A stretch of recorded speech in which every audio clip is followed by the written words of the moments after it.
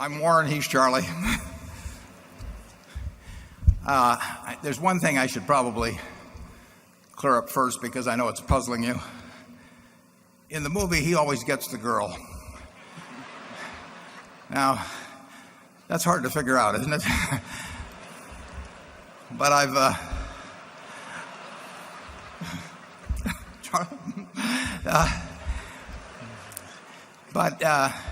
I finally understand what's happening. It's something called the Anna Nicole Smith rule. It's when choosing between two old rich guys, pick the older one. If we can get the spotlight up there on Andy Hayward. Andy does that cartoon for us every year. He travels around, he gets the voices in there. Andy, where are you? He comes up with the ideas.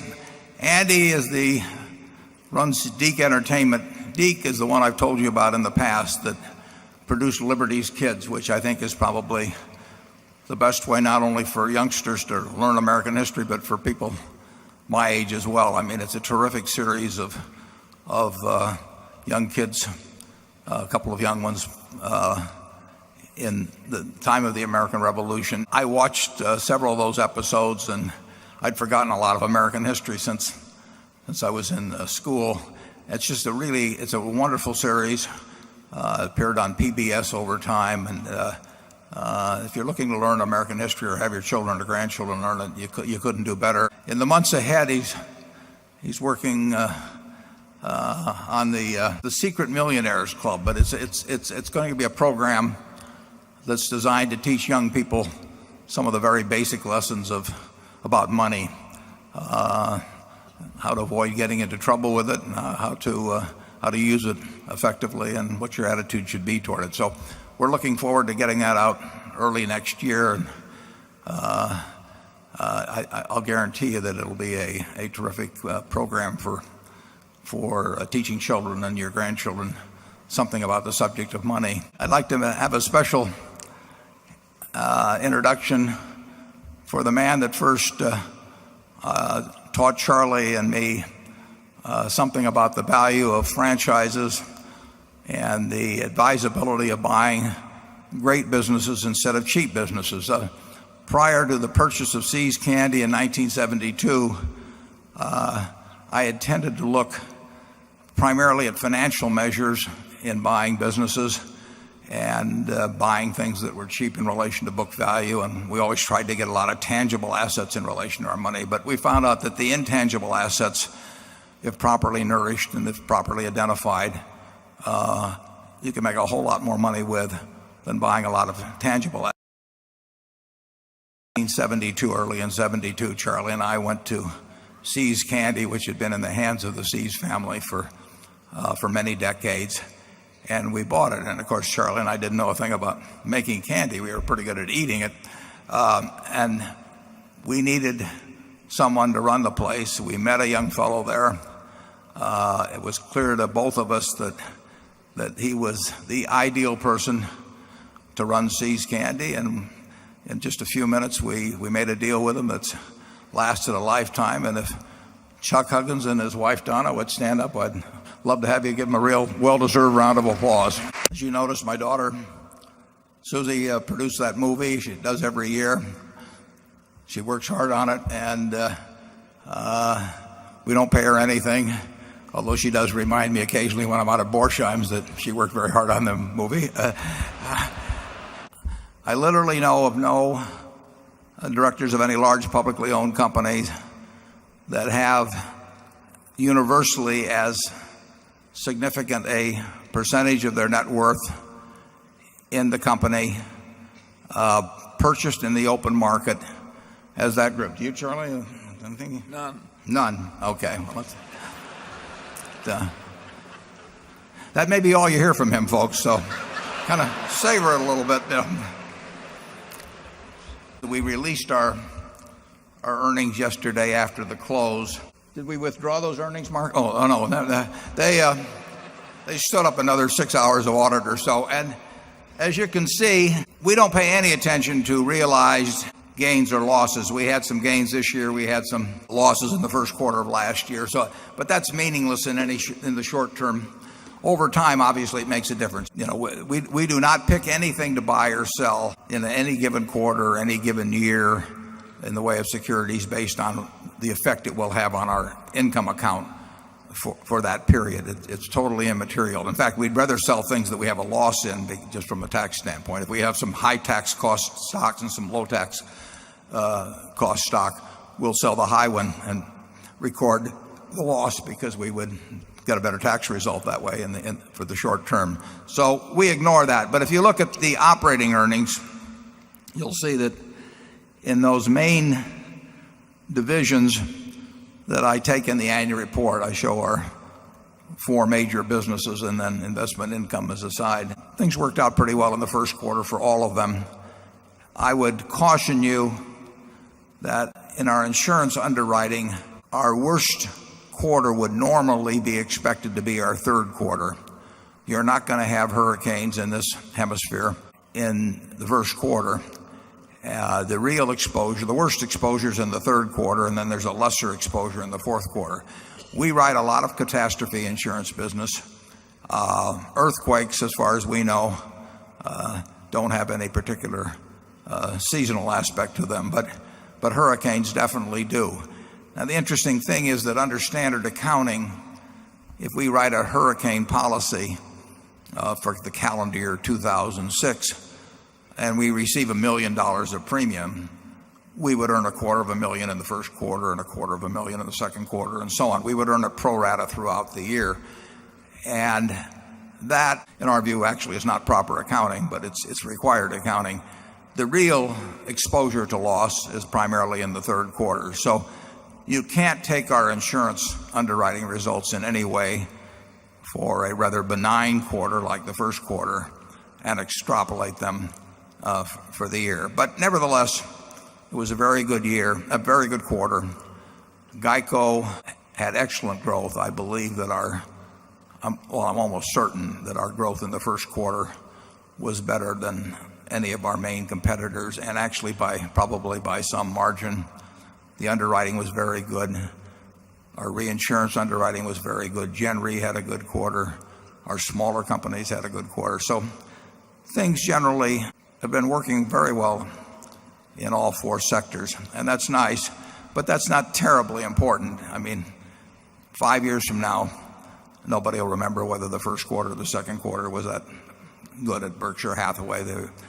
But what did happen, and which we announced last night, which was very important, the acquisition of a large, extremely well-managed, profitable, really extraordinary company called ISCAR.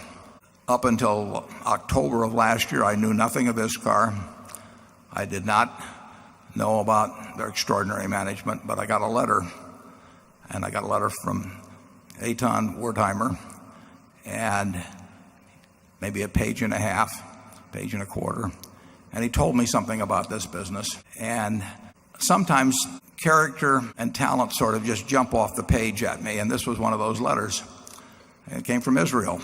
I expressed an interest after reading this letter in getting together with Eitan, and not long thereafter I met not only Eitan but his CEO and president, a remarkable man named Jacob Harpaz, Danny Goldman, his CFO, and we met in Omaha. They subsequently met Charlie. This all came to fruition, signed a contract. Now we have, before I go on to this, maybe Charlie would like to say a word or two about ISCAR, because he's hard as it is for you to believe, he is not only, he's as enthusiastic about this as I am. Now, have you ever seen that before, I ask you? Charlie likes this one extraordinarily well. Charlie? Well, this is a company that, from very modest beginnings, rose to be the best company in its field in the world. It's not yet the biggest, but that leaves them something to do. The average quality of the people in this company is not only extraordinary, it's off the chart. And the beauty of this, as you look at the two of us, is they're all young. No, this is a real quality enterprise, and these people know how to do some things that we don't know how to do, a lot. So, of course, we're enthusiastic about the company.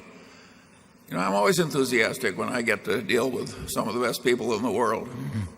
It's Omaha, it's spring, the fields are green, the days get longer, and we bring a big family into a new home. I'm standing here before you representing 5,869 people, not only the people, but their families, the past, and their future. It took us 3 years to look what to do next. We were successful. We still have a lot of mistakes ahead of us to do. Until we found one day somebody came to us and asked, have you heard about Berkshire Hathaway and Mr. Buffett? We said, yes, we heard, but we never thought about it. And when we started studying about the company, we understood that this is the right combination for us, a family company with a strong culture and a culture we love to keep, a young group of people that we love to work, maybe not for very long, but not less than 20, 25 years from today. And we decided, let's try it. And we had a very interesting lesson from Warren. We had a very interesting lesson from Charlie. And we survived both of them.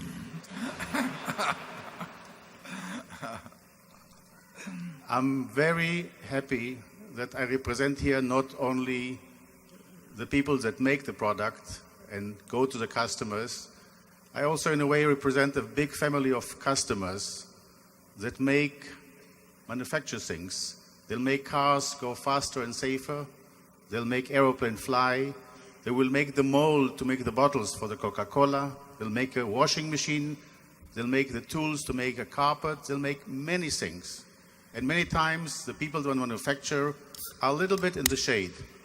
And I'm very proud to stand as a manufacturing guy and say, I'm standing for all of them, all our customers, which I must thank them every morning, not only for buying, but also for trying new ideas that we bring and working very hard to stay competitive. Whoever will stay competitive will be there long term. And this is also our goal. Here is Mr. Harpaz, Jacob. In reality, my job is not to disturb. And he, in a very gentle way, fired me 10 years ago. He performed and did better things than I could do. And it didn't make sense that I'll disturb him. So I went on to do other things. We've been in the company only 34 years. And the real job is done by Jacob and many, many other people. I'm sure that you have seen the film in 80 days around the world. And we prepared for you in 61 companies around the world.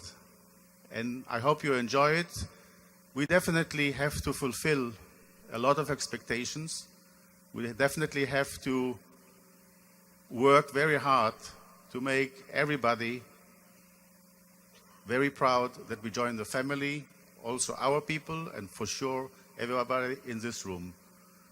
So let's hope we all be successful, and let's look into the future. And I'm looking forward to come every spring to Omaha when the fields are green and the days get longer. In 1889, the appearance of the first automobiles brought with it the need for sophisticated solutions in metal processing. Such were the beginnings of a new company launched by engineers in the U.S., Ingersoll. In the decades to follow, another plant was set up in Germany. Since its creation, Ingersoll has established strong ties with industry, which has placed it firmly in a leadership position.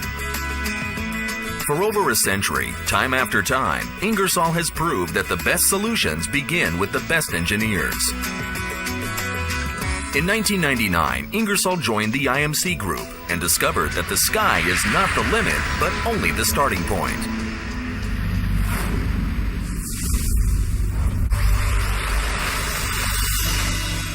Meantime, at the turn of the 20th century, another metal processing plant was established on the other side of the world, in South Korea, Tegotech.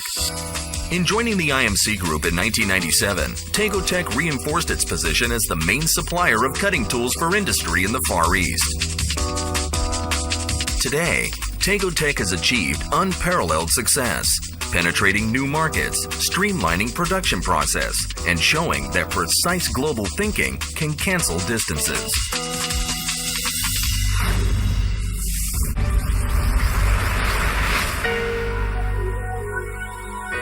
In the middle of the 20th century, in the north of Israel, Stef Wertheimer had predicted, from his little shack in Nahariya, the global need for more advanced metal cutting tools. The new world demands better solutions, said Wertheimer, and established Iskar.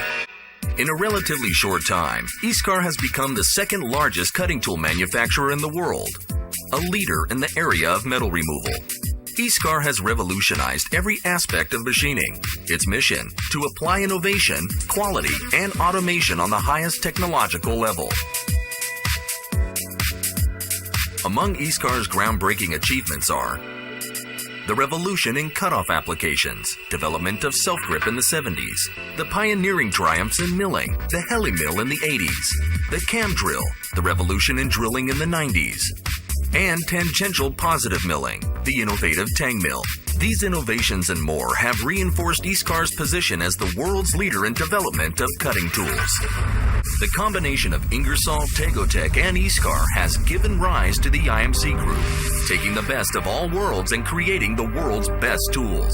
Today's rapidly advancing world demands that we constantly elevate standards, apply ourselves more and more to provide ever smarter and precise solutions, pushes us to advance, to improve ourselves, to lead. They have to be a full line supplier. To be a global company means to be local in many countries, in many places around the world. Other IMC Group companies.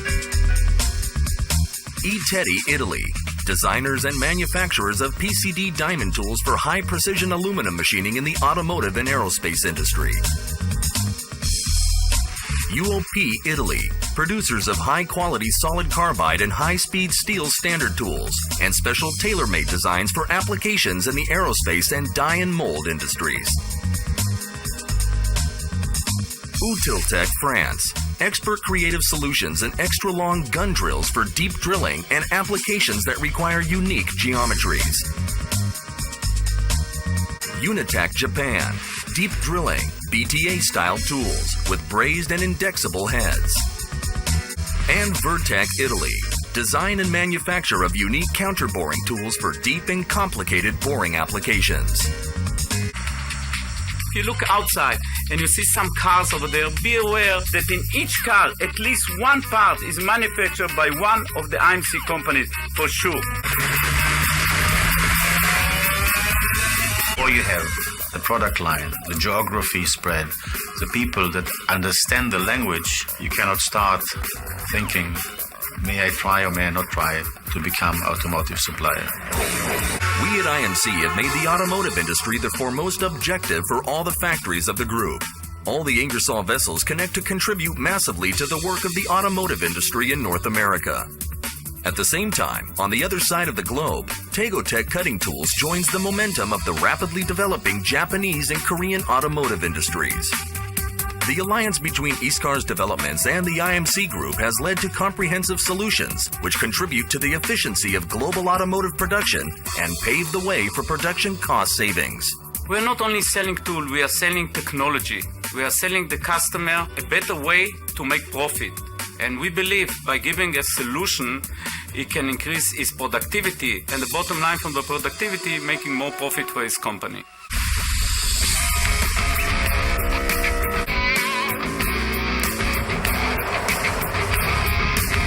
The power of IMC comes clearly to the fore in heavy industry. The unique combination of the three main manufacturing plants creates new opportunities. The geographic location of Ingersoll and Tegotech has led the companies to develop specific heavy industry specialization. The innovative geometries developed by ISCAR, together with the design and production of tools made to conform to the special requirements of this industry, places IMC at the forefront of this important industry. Aerospace. If you want to reach far and high, you must be on top of the game in technology, in understanding materials, in daring. The aerospace industry demands machining solutions for exotic and difficult-to-process materials, proficiency in lightweight materials such as aluminum, and the profound understanding of cutting materials and complex cutting geometries, along with the expertise in building large-sized tools, make IMC the strategic partner for the aerospace industry. General Engineering. All this vast engineering experience accumulated in every field, in every industry, and in every corner of the world has paved the way for the development of new groundbreaking tools, which streamline production processes, shorten machining time, and reduce costs for every customer in the world of general engineering. After releasing the product into the market, we put another team, our own team, and tell them now compete against the release of the product. In exhibitions, we are recognized as a very, very innovative company. Many times the sentences, let's go there because they must have something new. They always have something new. That's a big compliment, and the innovation will make the difference. I believe that in a way, industry is an art in itself. It's art. It's creation. You create something. You can see it immediately upon entering an IMC branch or factory. The house of IMC is first and foremost a home for employees and customers as one. Years of experience have taught us that this is a vital element for success. Many companies have buildings and machines and a lot of real estate, but it's only people that have a chance to make any difference. I believe with the ambition of the people, with the hard working of the people, we are going to reach the position of being number one. The world demands better solutions. That is why we're here. IMC. This is an important acquisition. As we paid $4 billion for 80% of the company. The family remains in partnership with us. They retain 20%. It's the first business we've purchased that is based outside the United States. We have others that have operations there. I think you'll look back on this in 5 or 10 years as being a very significant event in Berkshire's history. And it's interesting in this world in which many businesses get auctioned off, figures get dressed up before they sell them and leveraged up and so on. We continue to hear from people periodically who consider their businesses too important to auction. And we've never really bought one at auction, have we, Charlie? Did I remember? I can't remember one either. Yeah. So there's a benefit in that, because in effect, the people that pass through that filter of caring enough about their business that they don't simply put it up like a piece of meat in an auction are also the people, in our view, that make the best managers and make the best partners over time. There is something going on in their brain that says this business is so important, and the people that are here are so important, and the customers we take care of are so important, that we actually care about the home in which these businesses reside. And I think that filter works very much to our benefit. We've bought a number of businesses in the last 15 or 18 months where people have felt that way. And I think the crowning one here is ISCAR. So I welcome our new friends from Israel. I'm going to go over there and visit in September to see if there are any more girls out there like you, and see if we can drum up a little more business. First, I want to thank Charlie and Peter Kaufman for their wonderful book. I think Benjamin Franklin would be very proud. You said that a country as rich as the U.S. should take care of their old people. This year, I read Pete Peterson's book, Running on Empty, and I was wondering, From the standpoint that is the greatest benefit to society, where should you draw the line on entitlement spending? You always have the question in every society, whether it's formalized or not, you have the question of how you take care of the old and the young. You have people in their productive years turning out goods and services, and you have people that are too young to participate in the turning out of those goods and services, but that nevertheless need them, and you have people that are old in the same position. And starting in 1935, I believe, we statutorily formalized that idea. We'd always felt that way about the young. The schools should be there for them, and when they couldn't pay for them themselves, and that the society owed a duty to both classes. But in 1935, we took up the idea that the government would provide this base limit. Now, I think there's some merit to the argument that the 65 became outmoded as longevity improved, and that is now being changed to some degree, and I think there's probably some more change needed. But this country has an output of almost $40,000 of GDP per person, and some people, like Charlie and myself, are very lucky to be wired in a way that in a market system we get enormously wealthy, and other people are not so wired, and they come out and they in a market system do not necessarily do so well, and they're fairly lucky if they provide for themselves during their working years, and they do not have the ability to earn at a rate that takes care of them in later years. And society has taken that on. Our country can easily handle the Social Security question. I mean, it's kind of astounding to me that a government that is quite happy to run a $300 or $400 billion deficit now worries a lot about the fact they're going to have a $100 billion deficit or something in Social Security 30 years from now. I mean, there's a little bit of irony in that.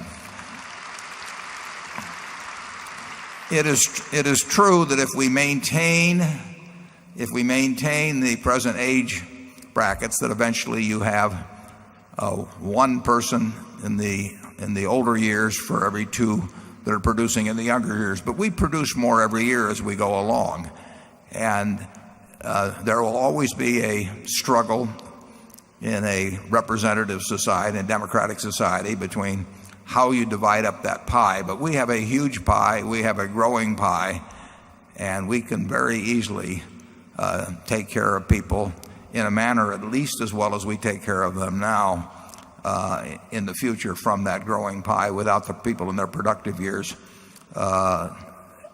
not also having a gain in their standard of living. Charlie? Yeah, I think the world of Pete Peterson, but I don't come to the same conclusion. Of course, if we didn't tinker with Social Security, it would eventually run low on funds.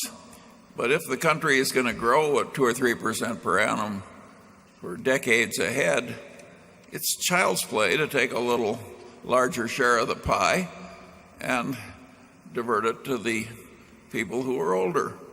It would be crazy, I think, to think you would always freeze the share of money going to the old at exactly the same sum, no matter how rich you got. It's a perfectly reasonable thing to do, to pay a little more in the future to support what I regard as one of the most successful programs in the history of our country.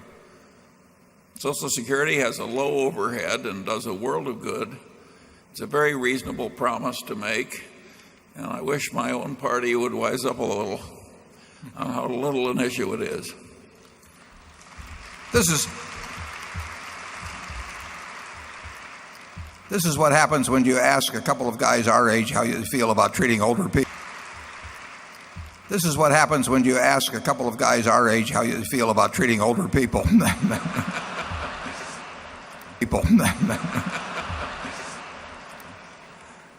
Incidentally, currently, everybody likes to talk about the unified budget.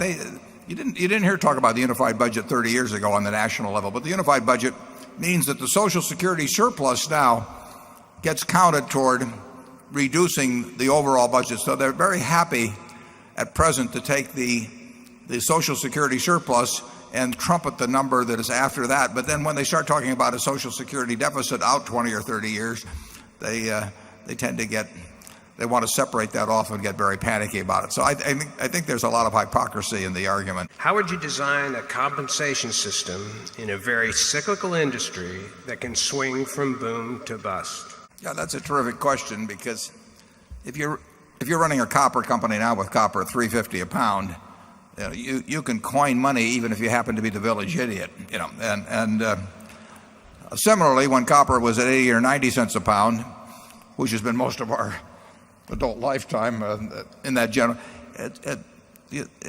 there were fairly sparse times in mining much of that at the time, and we design compensation systems at Berkshire. We have dozens and dozens of companies. Some of them are capital intensive, some of them are cyclical, some of them don't require much capital, some of them are terrific businesses if no one runs them. Some of them are very difficult businesses, even if the best of management comes. And we have a wide variety of compensation systems. You're wise when you say, how do you design one for that kind of a situation? Because so often people come in with sort of standardized systems, or whatever the highest system they see is, and then apply it to their own benefit. Most people, if left to select their own compensation systems, will come up with the appropriate, from their standpoint, comparable arrangement.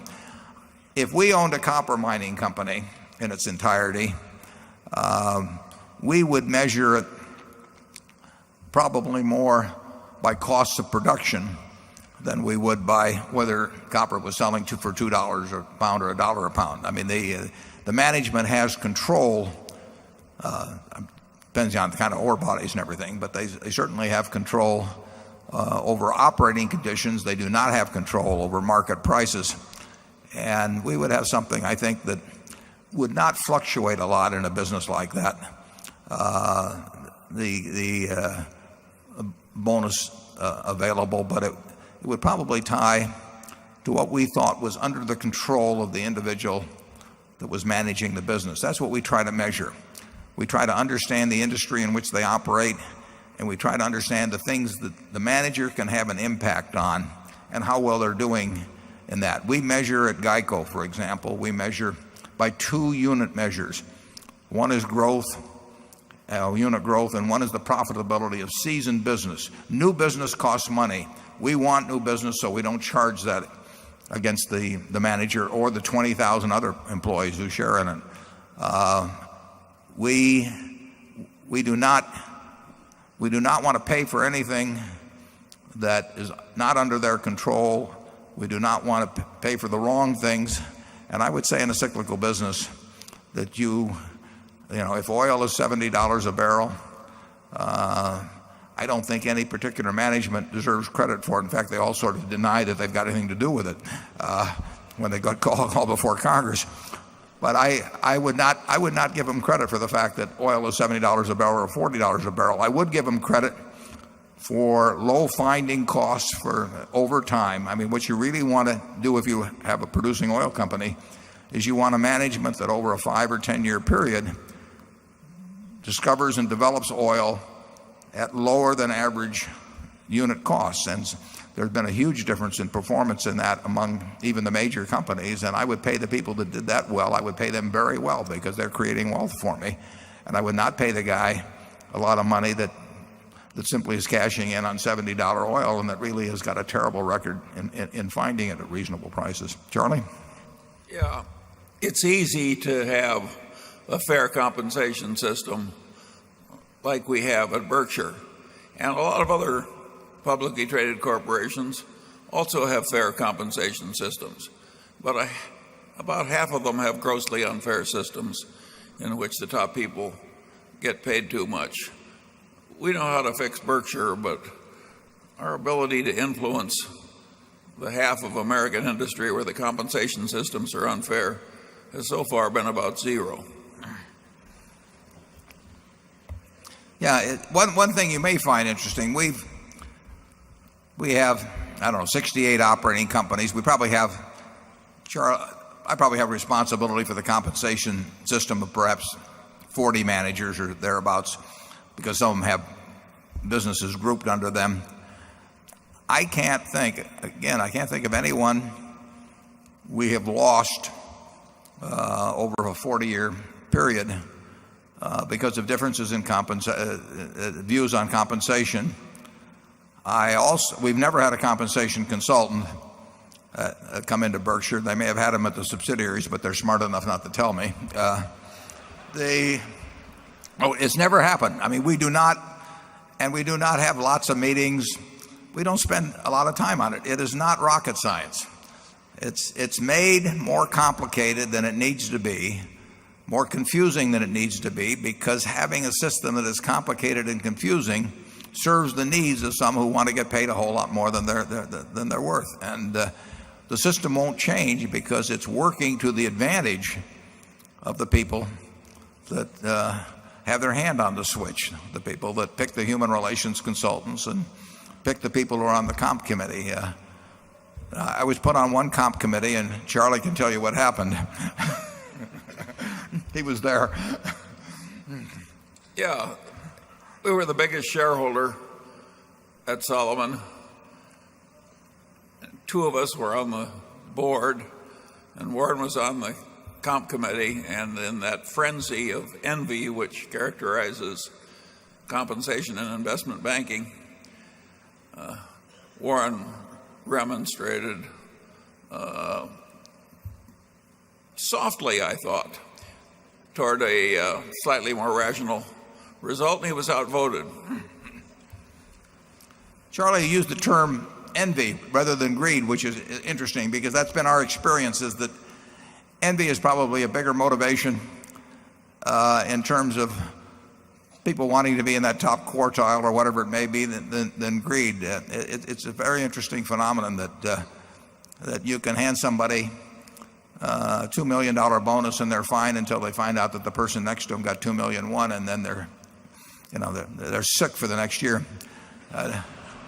Charlie has pointed out, of the 7 deadly sins, that envy is kind of the silliest, because you don't feel better. I mean, if you get envious of somebody, you feel worse the whole time. Now, gluttony, I've had some of my best times while being gluttonous. I mean, there's a real upside to gluttony. I don't. We won't get into lust, but I've heard that there are upsides to that occasionally.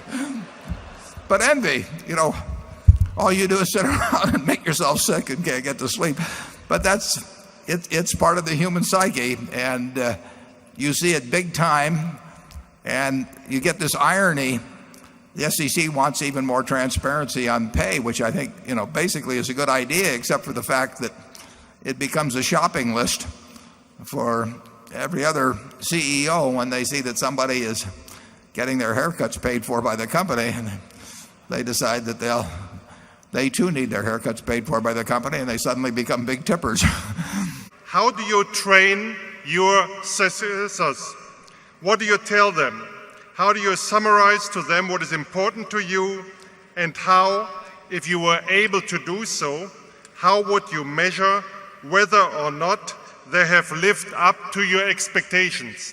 I think actually in reading that letter, that's part of the reason it's written, is to convey not only to our partners, our shareholders, but also to our managers and anybody else in the public, what Berkshire is all about. This meeting, in terms of what we do, is intended to give a personality and a character to Berkshire. And we don't say it's better than anybody else's necessarily, but we do think it's us. And we think we want managers to join us who believe in the sort of operation we have, a partnership with shareholders, a lifetime commitment to the businesses. We want those people to join us. We want what they see after they join us to underscore the values we have. So everything we do, we hope, is consistent with what most people would call a culture at Berkshire. So that the written word, what they see, what they hear, what they observe. And that is training in itself. It's the same sort of training you get as a child. I mean, when you are in the home, you're learning something every day by the behavior of these terribly important people, these big people that are around you.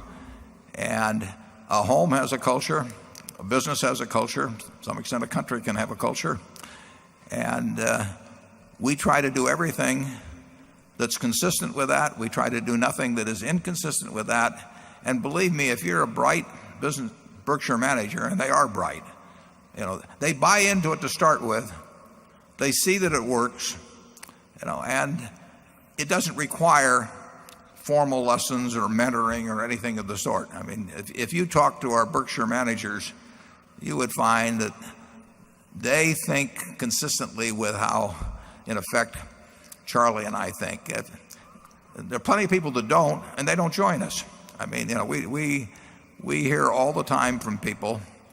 I've got one coming in a little while, actually, that nothing's going to come of it because this guy has his brain processes things different than mine does, and I'm kind of interested in learning about his business, so we'll get together. But it wouldn't fit. It would just not. It would be a mismatch. And the nice thing about it is our culture is so well defined that there aren't many mistakes in terms of people entering it or behaving in a way inconsistent with it.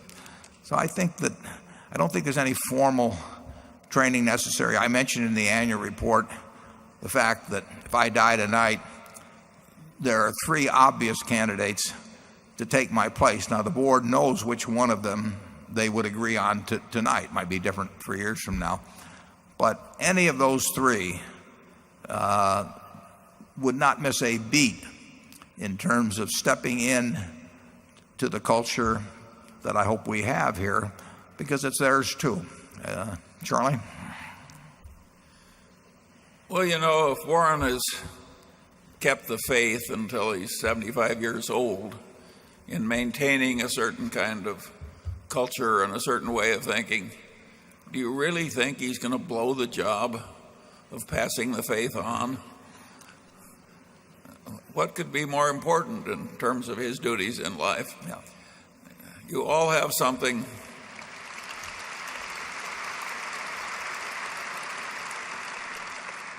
You all have something more important to do than worry about the fact that the candle is going to go out at Berkshire just because some people die. This is a place where the faith is going to go on for a long time. Of course, at headquarters, we aren't training executives. We find them. And they're not hard to find. If a mountain stands up like Everest, you don't have to be a genius to recognize that it's a high mountain. The last time I was this nervous asking a question, I'd just presented my wife with an engagement ring from Borsheims. Well, I hope you get nervous again. Many closed-end funds which contain emerging market stocks are trading at significant premiums to their net asset values, even when open-ended funds can be used to acquire similar portfolios of stocks for the net asset values. This doesn't seem very rational to me. Yeah, I would say it would tend to be. I don't know anything about the specifics that you're referring to on emerging market funds. I haven't looked at the size of the premiums, but history would certainly show that most closed-end funds, just about all closed-end funds, eventually go to discounts. I actually worked, well, I'll skip that analogy, but the overwhelmingly closed-end funds have gone to discounts. Initially, if they're sold with a 6% commission, of course, the initial people are getting 94 cents of net asset value by paying the dollar. But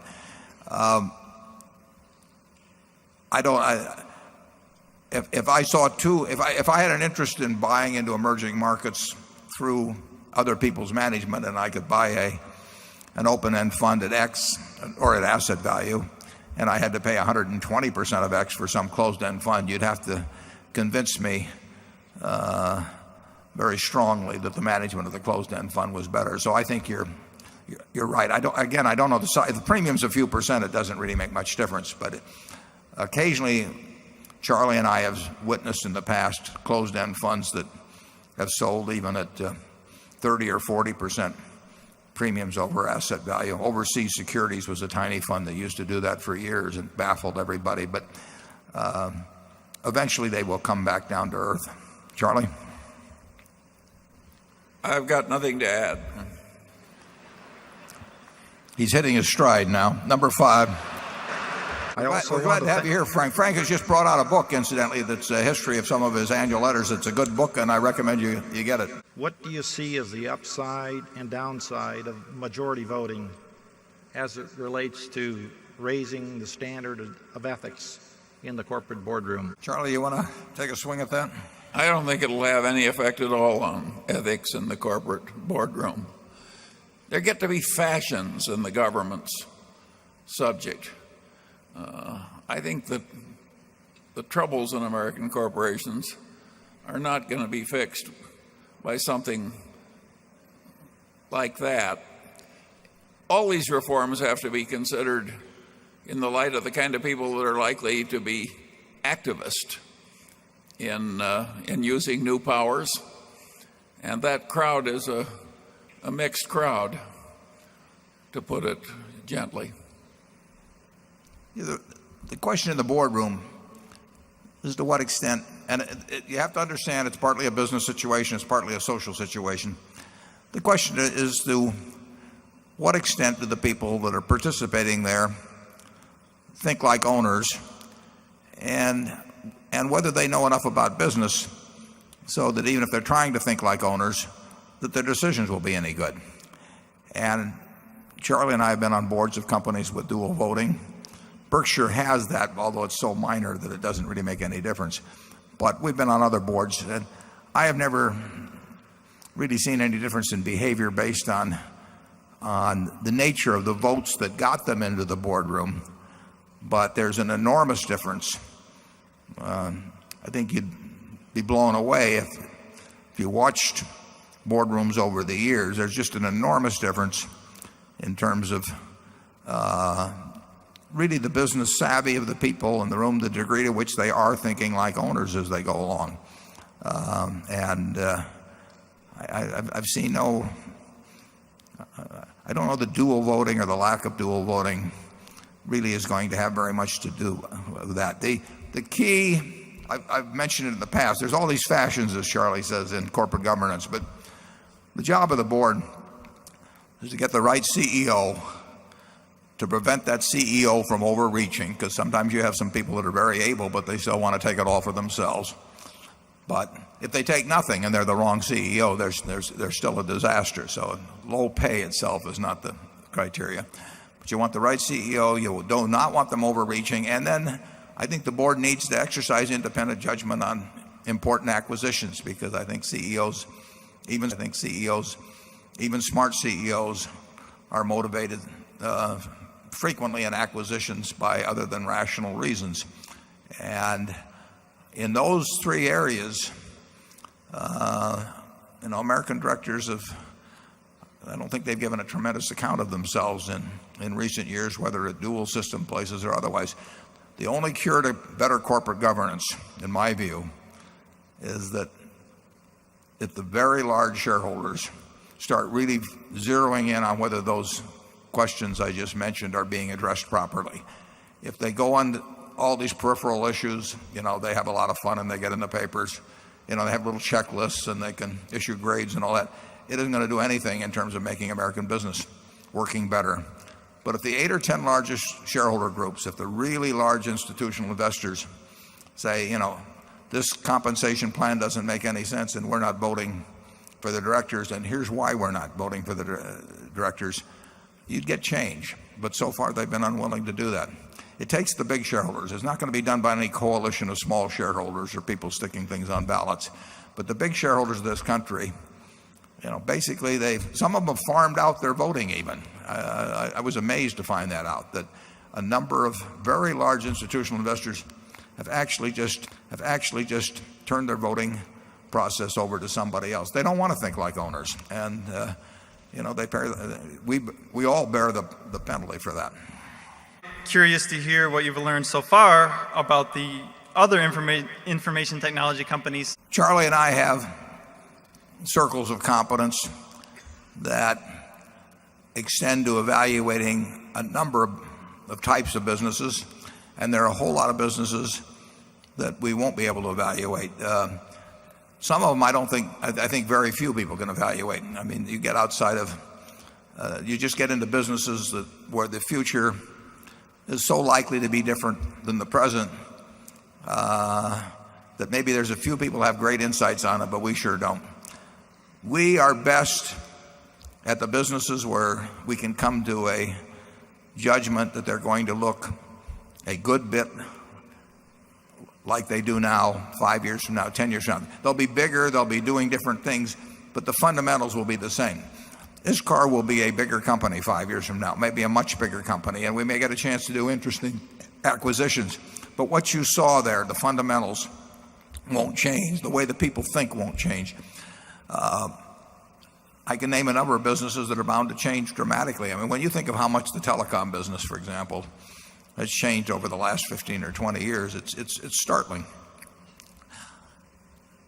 Even with hindsight, it's a little hard to figure out, who was going to make all the money and so on.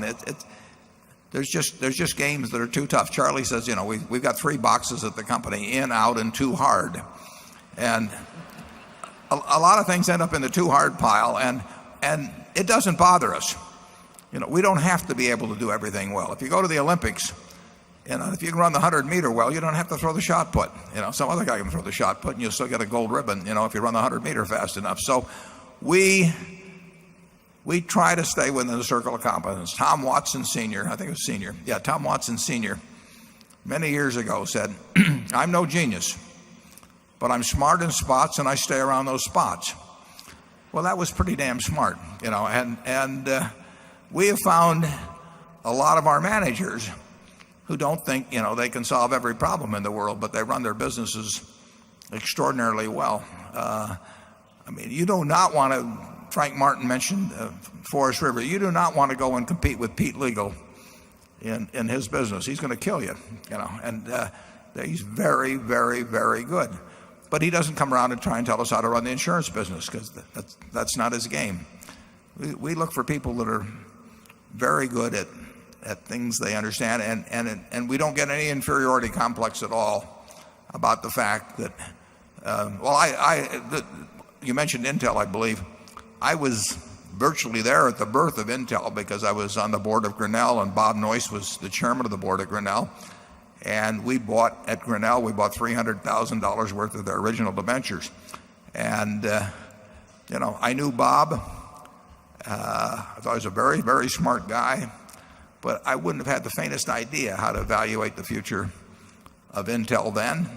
And I really don't have it now, And I think they probably had a few surprises themselves in the last few years with AMD and what's been happening in their business. But what that's going to look like in 5 years, I don't have any idea.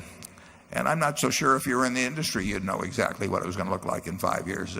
Some businesses just are very, very hard to predict. Charlie? Yeah, one of the foreign correspondents last year, after looking at us carefully, said in effect, "You guys don't seem smart enough to do so much better than other people as you're doing." Was he looking at me or you, Charlie? Both. Have you got an explanation? And we said, we know the edge of our competency better than most people do. It's a very useful thing to know the edge of your competency. And I always say it's not a competency if you don't know the edge of it. I'll have to think about that a little bit. Bill will explain it to me later. Consider 3 hypothetical securities for a long-term investment. The first would be like a share in median family income for the United States. The background there that in real terms, median family income has been stagnant for approximately 30 years. The second security would be a share in all corporate income in the United States. The background there that corporate income has been taking an ever larger slice of GDP. Finally, a bit more abstract, a share in all capital assets in the United States, and I would like to include all intangible capital assets. Well, I think I'd rather buy ISCAR. The corporate profits, as you point out, have been close to their highs except for a very few years, post-World War II, and as a percentage of GDP. It's hard to imagine it being much larger. It's interesting. While corporate profits is reported, you take the S&P, it's percentage of book, percentage of sales, go down the line, they're all on the high end. Corporate income taxes really are not that high relative to the total revenues of the country. So you can see that there's been a little disconnect there in some manner. But median family income is something that Charlie and I have never even considered. We're not shooting for that. It is certainly true that in the last 5 to 10 years that the disparity in income has widened significantly, and that the tax breaks for the wealthy have been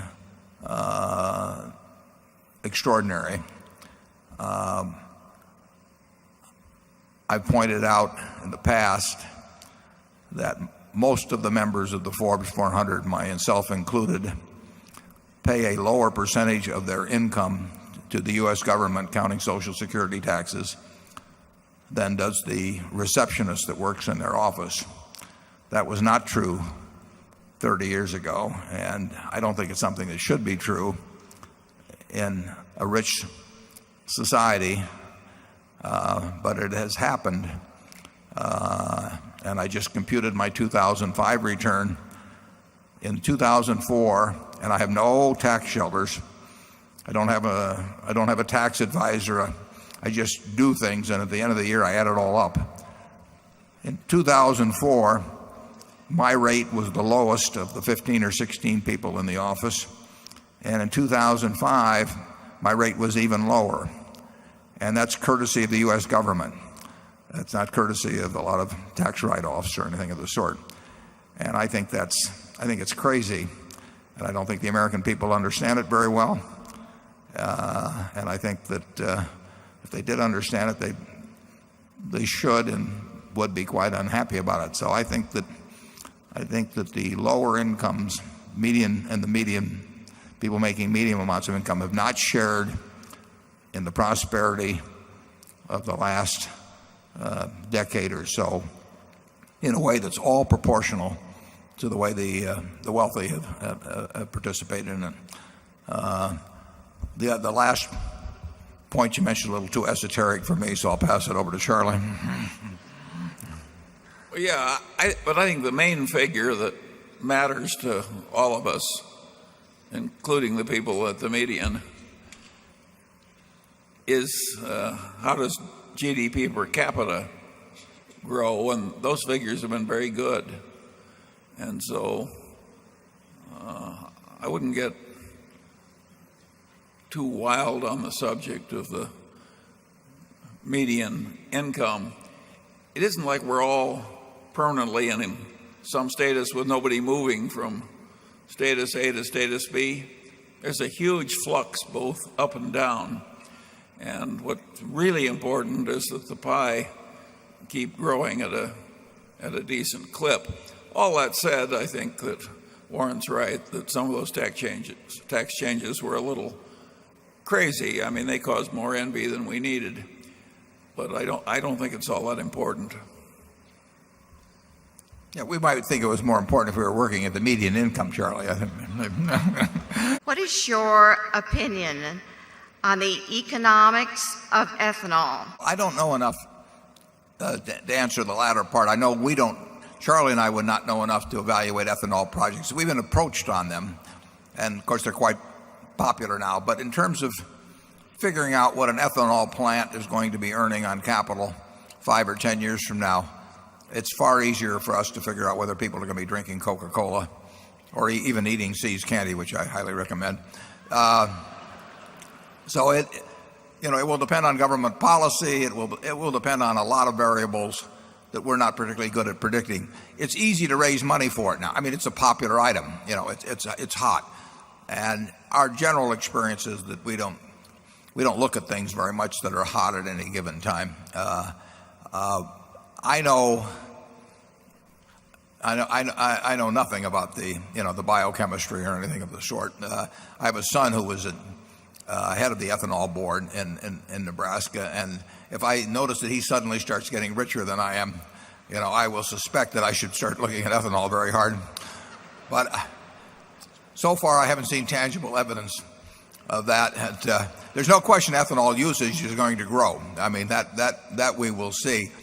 Generally speaking, agricultural processing business have not earned high returns on capital. I mean, if you look at Cargill, you look at ADM, you look at the big processors, that has not been a great business, and ethanol could prove an exception, but I'm not sure how you gain a significant competitive advantage over time, with any given ethanol plant.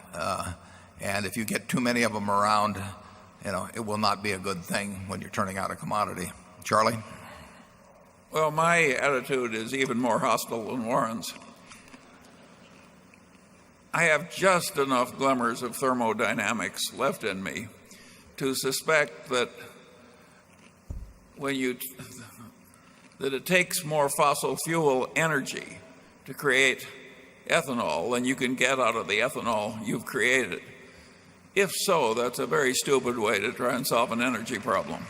Well, considering my family situation, I would say I have friends who like ethanol and I have friends who don't like ethanol. And I want my position to be perfectly clear. I'm for my friends. Do you think we are in a commodity bubble? Not in agricultural commodities. They haven't done anything. If you're talking about wheat or corn or soybeans or something. But if you get into the metals, oil, there's been a terrific move. The most extreme probably has been copper, and I would say that oil. If you go back a few years to when it was at $10 a barrel, it's been more extreme than copper. But you are undoubtedly, it's like most trends. At the beginning, it's driven by fundamentals, and at some point, speculation takes over. The very fact that the fundamentals cause something that people have looked at for years without getting excited about.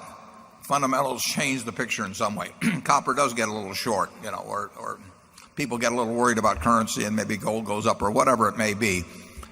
But it's that old story of what the wise man does in the beginning, the fool does in the end. And with any asset class that has a big move that's based initially on fundamentals is going to attract speculative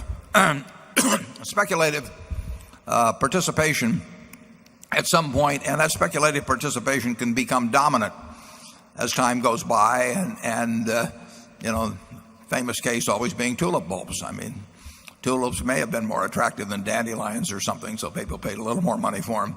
But once a price history develops that causes people to start looking at an asset that they never looked at before and to get envious of the fact that they're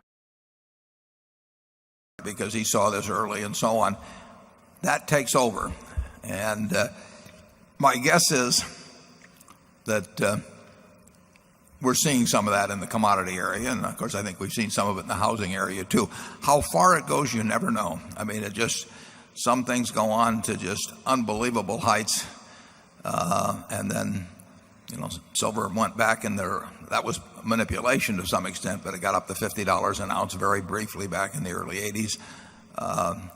But the eyes of the world that never looked at silver when it was $1.60 or something, or $1.30 back in the 60s, everybody in the world was looking at it, and some were shorting and some were buying, but it becomes a speculative football.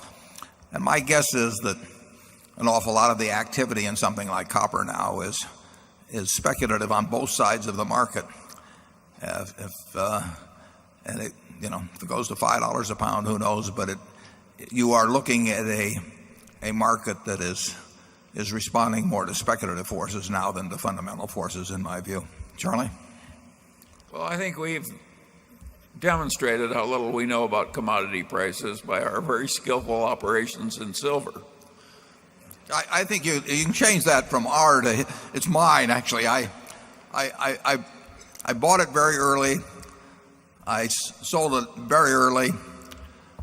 Other than that, everything I did was perfect. I mean, we managed to minimize things there with great efficiency. Or I managed to. Charlie didn't have anything to do with that. I was the silver king there for a while. We did make a few dollars on it. But we're not good at the game of, when it gets into the speculative area, figuring out how far a speculative boom will go. If the fundamentals are attractive, we think we're getting a lot for our money, buying equities or whatever it may be. We'll make some money. We may not make as much money, remotely as much money as somebody who is plays out the last 30 days or 30 weeks of a real wild orgy. I mean, these things, they tend to be the wildest toward the end. But that gets back to the question, of Cinderella of the ball. I mean, you're there, you're having a wonderful time, the punch bowl is flowing, the dance partners are getting prettier all the time, and at midnight it's going to turn to pumpkins and mice. And you look around the room and you think just one more dance, one more good-looking guy, one more glass of champagne, and you think you're going to get out of there at midnight. And of course everybody else thinks they're going to get out of there at midnight too. And in the end it does turn to pumpkins and mice. And in this game, as I've said, Adam Smith said it many years ago, a fellow named Jerry Goodman wrote under the pseudonym of Adam Smith, says the problem with that particular dance for Cinderella is that there are no clocks on the wall, and in the markets, if you're talking copper now, if you're talking internet stocks in 1999, if you're talking uranium stocks in the 1950s, there are no clocks on the wall, and the party does get to be more fun, minute after minute, hour after hour, and then it does turn to pumpkins and mice. The stock market in South America has been growing quickly in the last few years. What do you think about investment opportunities in South America? Our problem in many markets is that we have to put a lot of money to work to move the needle at Berkshire. We've got a market value of $135 billion or something like that. So we are looking to put out hundreds and hundreds of millions of dollars at a minimum when we look at marketable securities. And that really narrows the field in terms of countries or in terms of businesses within those countries. But, we made an investment about 3 years ago in PetroChina. Now, PetroChina is one of the 5 largest oil companies in the world. And yet we were only able to, even there, to get $400 and some million into it, which fortunately is worth a couple of billion now. But here is a country the size of China,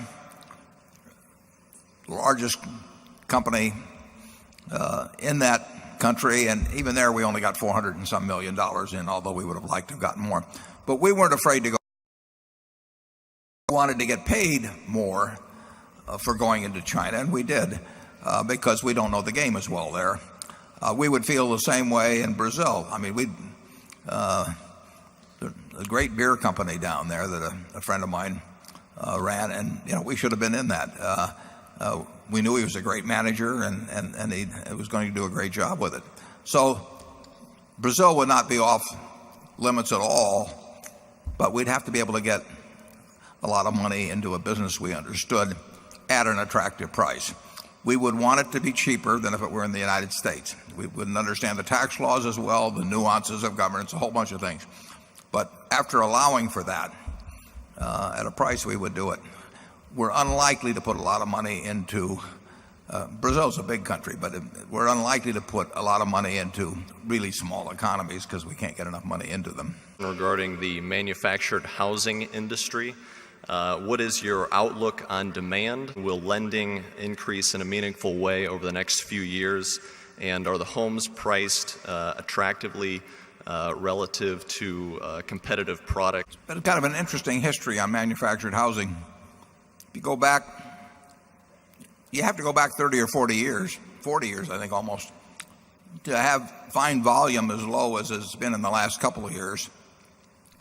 And the houses are by far better than they were then. There have been years when 20% of the new housing product in the United States was manufactured housing, 1 out of every 5. Last year, leaving out FEMA demand, we were bumping along for the third year, I believe, just a tiny bit over the 130,000 level, which is like 6 or 7%, probably 7% of new housing starts. So the percentage of the total new housing stock that has been manufactured housing in recent years has really been very low, while the houses are considerably better quality than in the earlier years. You can look at the house. We got 2 houses out there on the exhibition floor, around $45 a square foot. That's good value. There's a lot of resistance through local zoning laws and that sort of thing by the local builders to the influx of manufactured housing. We've made progress on that in some areas. We're actually developing subdivisions in that business. The houses were missold 4 or 5 years ago in huge quantity because you had manufactured housing retailers selling the properties, getting any kind of a down payment, taking the loans, selling to people that we shouldn't be buying them, taking the loans, securitizing them, so somebody in some insurance company someplace or lost significant sums of money. So you had really an abuse of credit in the field, and there's a hangover from that. And it's taken a long time for that hangover to work its way through.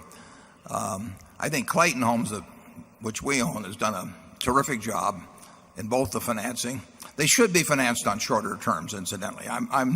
If you put them on owned land, that's one thing, but financing them for 30 years, in my view, was a mistake. But the terms got very lax for a while, and we're bearing the consequences of that now. But I think the market will get bigger, but I do not think it will get bigger this year. I see a year that, counting some FEMA demand and some hurricane-induced demand, and maybe 150,000 units, 145,000 units. And by industry standards, that's down a lot. Now, the number of plants is down a lot, and the number of retailers are down a lot. Clayton's position is very strong, and their record is so much better than anybody in the industry that you have to look very hard to find number 2. Charlie? Yeah, you asked about stick-built housing and how competitive it was. That's been one of the troubles of the manufactured housing game. Stick-built housing has gotten so efficient, but there the system is aided greatly by Berkshire's subsidiary Mytech. So, and stick-built housing is amazingly efficient when it's done in big quantity with systems like Mytech provides. And if it weren't for that, there'd be a lot more manufactured housing. Personally, I think manufactured housing is going to get a lot better and take a lot more of the market. It may take a considerable period, but that is so logical that I think it will eventually happen. Yeah, somewhere down the road, you would expect 200,000 plus units for the industry, but I don't think you'll see it in the next year or two.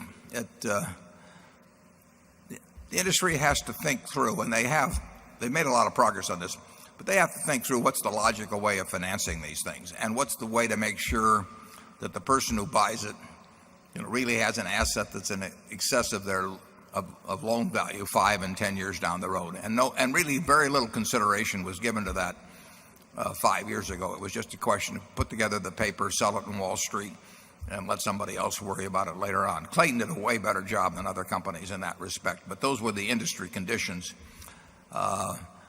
that existed then. I think Clayton could easily be the largest home builder in the United States in future years, because that we will be a big part of an industry that, as Charlie says, should be doing more volume. I also think that some of the sin that was in the manufactured housing finance a few years ago has shifted into the finance of the stick-built houses. There is a lot of ridiculous credit being extended in America in the housing field. And it had a horrible aftermath in the manufactured housing sector, and my guess is there'll be some trouble in the stick-built sector in due course. Well, dumb lending always has its consequences, and usually on a big scale, because you don't see it for quite a while. So therefore, it's like a disease that doesn't manifest itself for a few weeks, and you can have an epidemic of something like that, and by the time you know you have an epidemic, you're very well into it. Well, that's what happens in dumb financing, and you had that. You periodically get it, but you certainly had it in commercial financing in the 80s, and you had the RTC and the savings and loan crisis and all of that, because literally one dumb project was put up after another. A developer will develop anything he can borrow the money against. I mean, it's that simple. And when the lending institutions pour the money out for something, it will get built.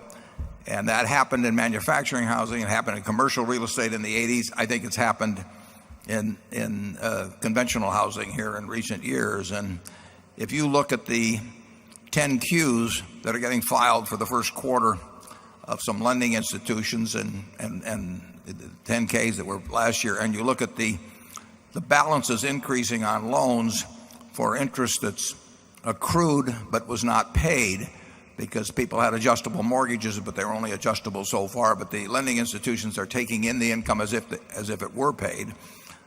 You'll see some very interesting statistics. Yes, and some of this dumb lending is being facilitated by contemptible accounting. The accounting profession has not stopped compromising its way into terrible behavior. Our auditing bill just went up. Number 12. What needs to happen in Russia for you to invest there, whether for Berkshire or for yourself? As you know, in 1998, Walter Wriston's returns don't default in 1998. In Russia, at least, he was proven wrong. And Charlie and I inherited a business at Solomon that was in the oil business, big time out in Siberia. And there came a time when we got to dig the holes. We sent the money in, and as long as we were drilling, we were welcome. And then when we wanted to start taking the oil out, after our money had been used to drill the holes, they weren't quite as friendly. In fact, it was really kind of extreme what took place with us. So having had a few experiences like that, it might take us quite a while before we wanted to sink a lot of money into Russia. It may be different now, but I don't think it's any certainty. I had breakfast in Sun Valley 3 years ago, this July, I believe it was, with Kordakovsky, and we had a translator there, and he talked to me about whether he was thinking about listing Yukos on the New York Stock Exchange, but he said, it would require registering with the SEC or something, and he wasn't sure whether that would be too dangerous. Well, I don't think he listed there, but he went back to Russia, and he's been in jail now for just about ever since. And Yukos was put into bankruptcy with tax claims, and I just think it's a little hard to develop a lot of confidence that the world has changed permanently there in terms of its attitude toward capital, and particularly toward outside capital. Charlie, what are your thoughts? Yeah, the situation reminds me a little of Pauly Petroleum. which years ago was much traded in Los Angeles. And the saying always was, if they ever do find any oil, that old man will steal it. And I'm afraid we have some of that problem in many of the countries in which we're seeking for oil. Didn't we really have the livelihood of our guys threatened over there, Charlie? I think we sent in some people to get out the equipment, and they said if they sent in the people to get out the equipment, not only would the equipment not get out, but the people wouldn't get out. So we understood the situation. That was not that long ago. What are your thoughts about the residential real estate market in the U.S., where it's headed, and how is California different, if so? Well, Charlie's our California expert. We've managed one time to develop a great piece of property in California, and we spent about 20 years or so developing it, Charlie? Or? Yes, and we got our money back with interest. Barely. Barely, yeah. Yeah. We finished it at just the wrong time. The land value that we nurtured, it was a terrific piece of land. Charlie lives there. I don't think it's an exaggeration to say we spent 20 years working on developing the land. And the land value, which in effect we cashed out for what, $5 or $6 million, now would have the implicit land value would be what? Maybe $100 million. Yeah, but we finished it at the wrong time. So, it's a wonderful, the climate is wonderful, everything's wonderful about this property. It's just that from time to time, even in great localities, you've seen it happen in New York a couple of times, in the last 30 years, where the swing in properties values has just been huge. And what we see in our residential brokerage business, and we're in I don't know how many different states, is we see a slowdown every place. Now we see it most dramatically in some of what have been the hottest markets. And the markets where you're going to, in my view, you're likely to see the greatest fall off and where you've had the biggest bubble are the ones tend to be the high-end market, and they tend to be ones where people have bought for investment or speculation rather than use. $100,000 for a house and mortgage it for $270,000, and if the value goes to $250,000, if they have a job and everything, they won't move out. I mean, you don't lose a lot of money, even though the market value on a given day is less than the loan value when families stay together and employment is present and all that. But when you have investment type holdings or speculation type holdings, when you in effect have had the day traders, of the internet move into the day trading of condos, then you get a market that can move in a big way. First it sort of stops, and then it kind of reopens. Real estate is different than stocks. If you own 100 shares of General Motors, it's going to trade on Monday, and that's what it's worth, and you can't kid yourself about it. But if you own real estate, there's a great tendency to think about the one that sold down the street a few months ago, and there's a great tendency to think, you only need one buyer who hasn't gotten the word that things have slowed down, and you'll make your sale. I can tell you that in Dade and Broward County, for example, in Florida, where the average condo is about $500,000, if you go back to December of 2004, there were less than 9,000 condos listed for sale, and I think 2,900 of them sold in the month. So you were turnover one every 3 months, less than that. Now the listings are up to 30,000, and the sales are down to under 2,000 a month. Well, 30,000 is $15 billion worth of properties, and you were very likely, you can get real discontinuities in a market like that, where all of a sudden people realize that the whole supply-demand situation has changed.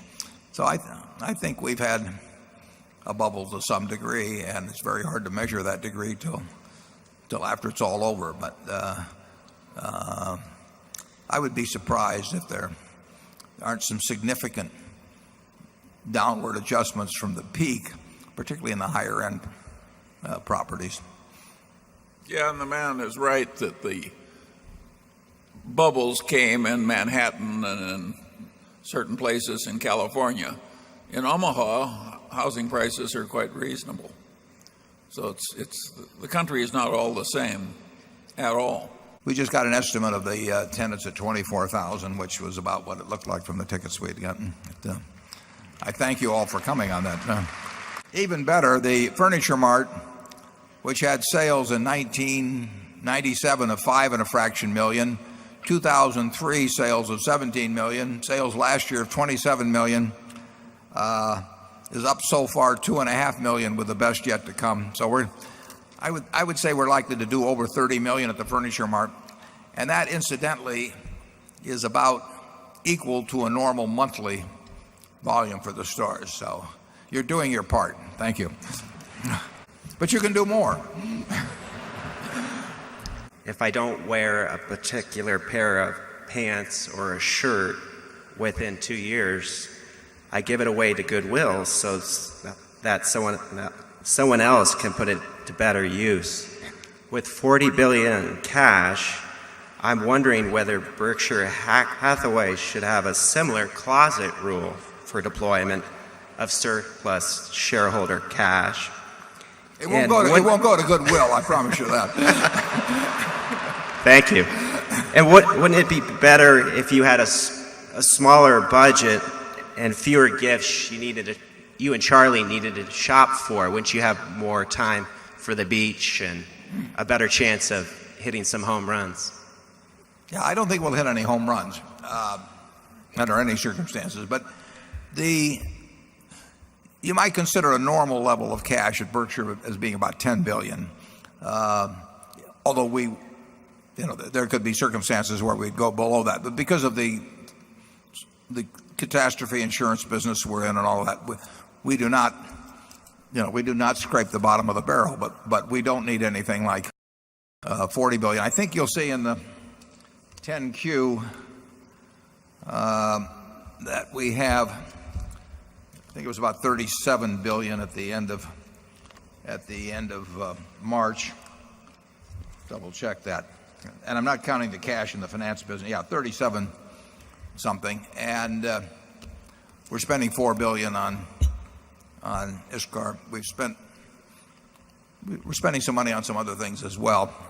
But we would be happier, much happier, if we had $10 billion of cash and all the balance in things that we liked very much. And we work toward that end at all times. But there is nothing even about the way businesses come to us. We've got one idea at present, low probability, but that would could take as much as 15 billion or close to 15 billion of cash. And whether it comes to fruition or not, who knows? But we do work on them. And what we care more, we don't like having excess cash around. We like even less doing dumb deals because we do them forever. I mean, if we make a dumb deal, it just sits there. We don't resell it 3 months later by having an IPO of it or something of the sort. So you're right to say that we should be very uncomfortable about the fact that we've got the cash, but it's also important that we not be so uncomfortable that we go out and do something just to be doing something. I would say it's likely, but far from certain, that 3 years from now we have significantly less. But far from certain that 3 years from now we have significantly less cash, and I hope significantly more earning power. But the goal of that cash is to be translated into permanent earning power over time. Like I say, with the $4 billion that we've just committed on ISCAR, we love having that $4 billion employed there instead of sitting around in short-term securities. And that's our job. Charlie and I don't do anything else except appear in movies and that sort of thing.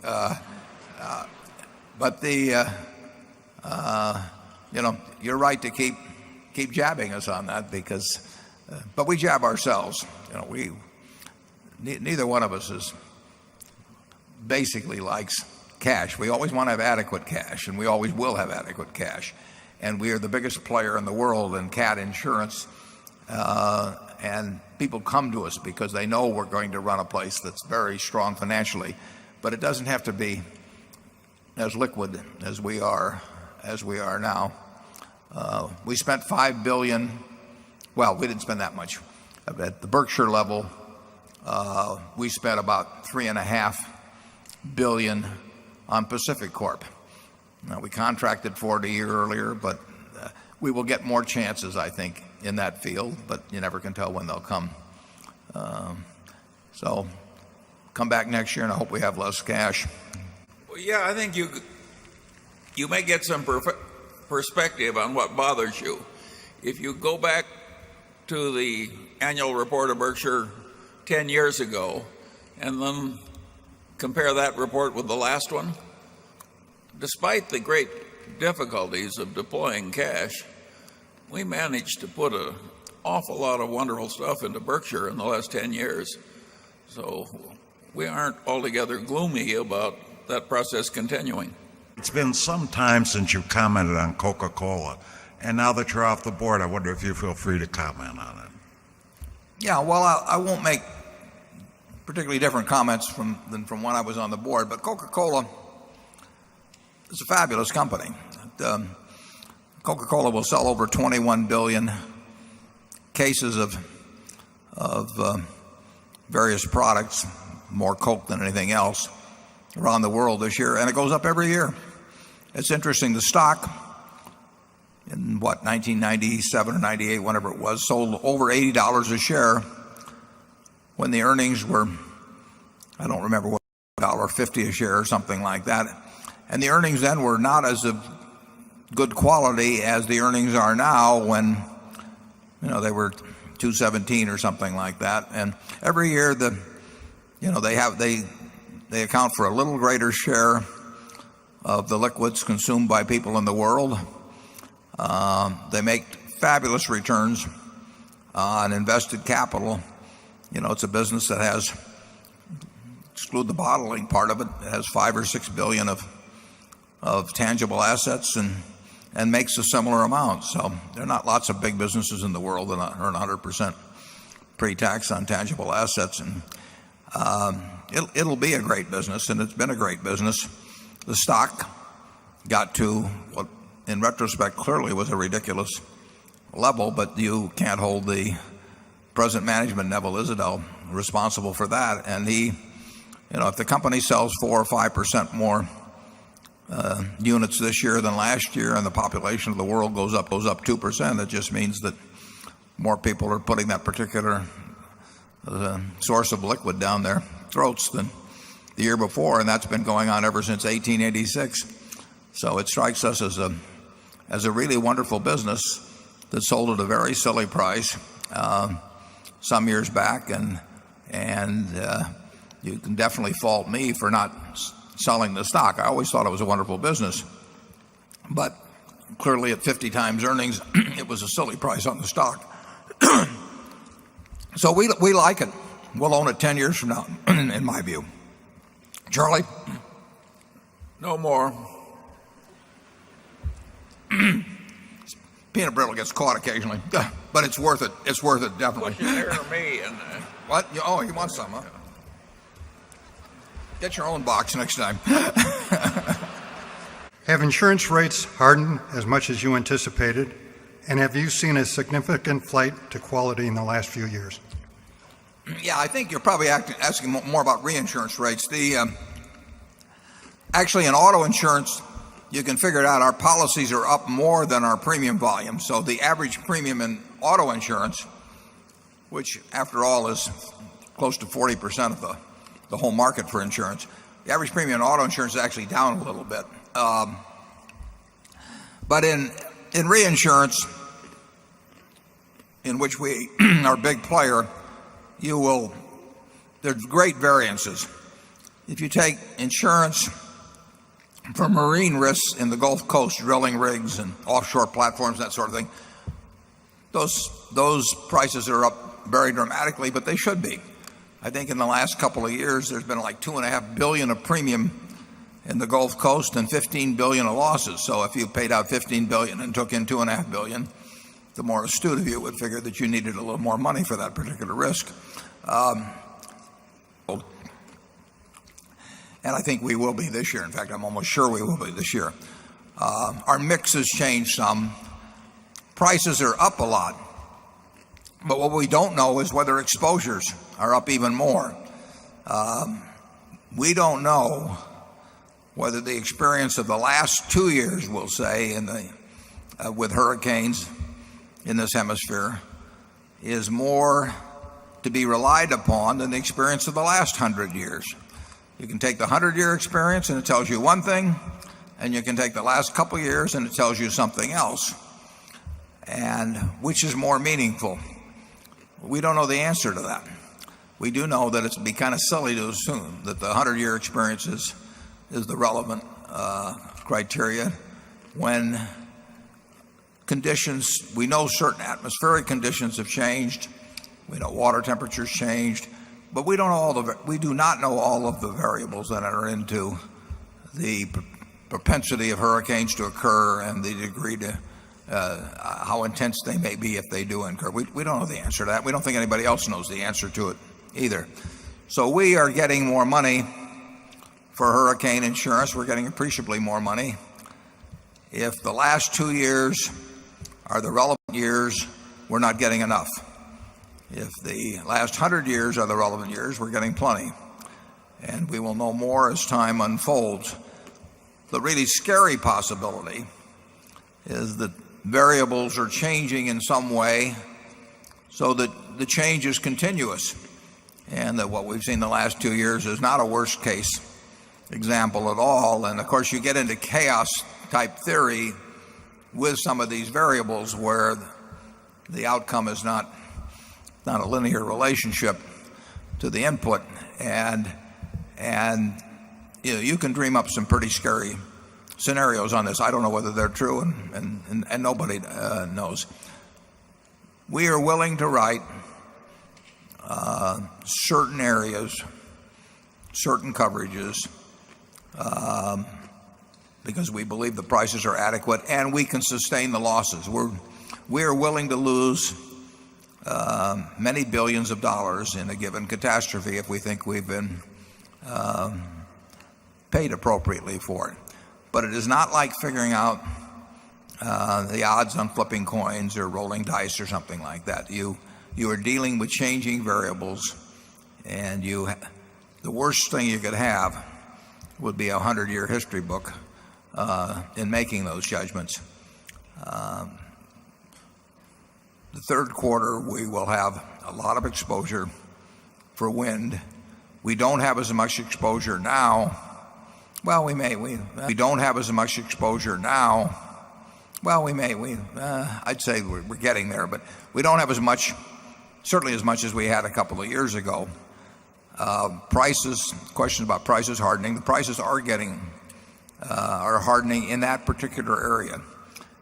And if they get to where we really feel they're appropriate, we might take on we will take on a fair amount more risk. If they don't get there, even though they're higher than last year, we won't write. We're not interested in writing it because it's a dangerous business, and we don't believe in modelers at all. I read all this stuff about modeling. I wrote about that a few years ago. It's silly. The modelers don't know a thing, in my view, about what's going to happen. And we get paid for making guesses on it. If over a lifetime the guesses are decent, we will know that we were doing the right thing.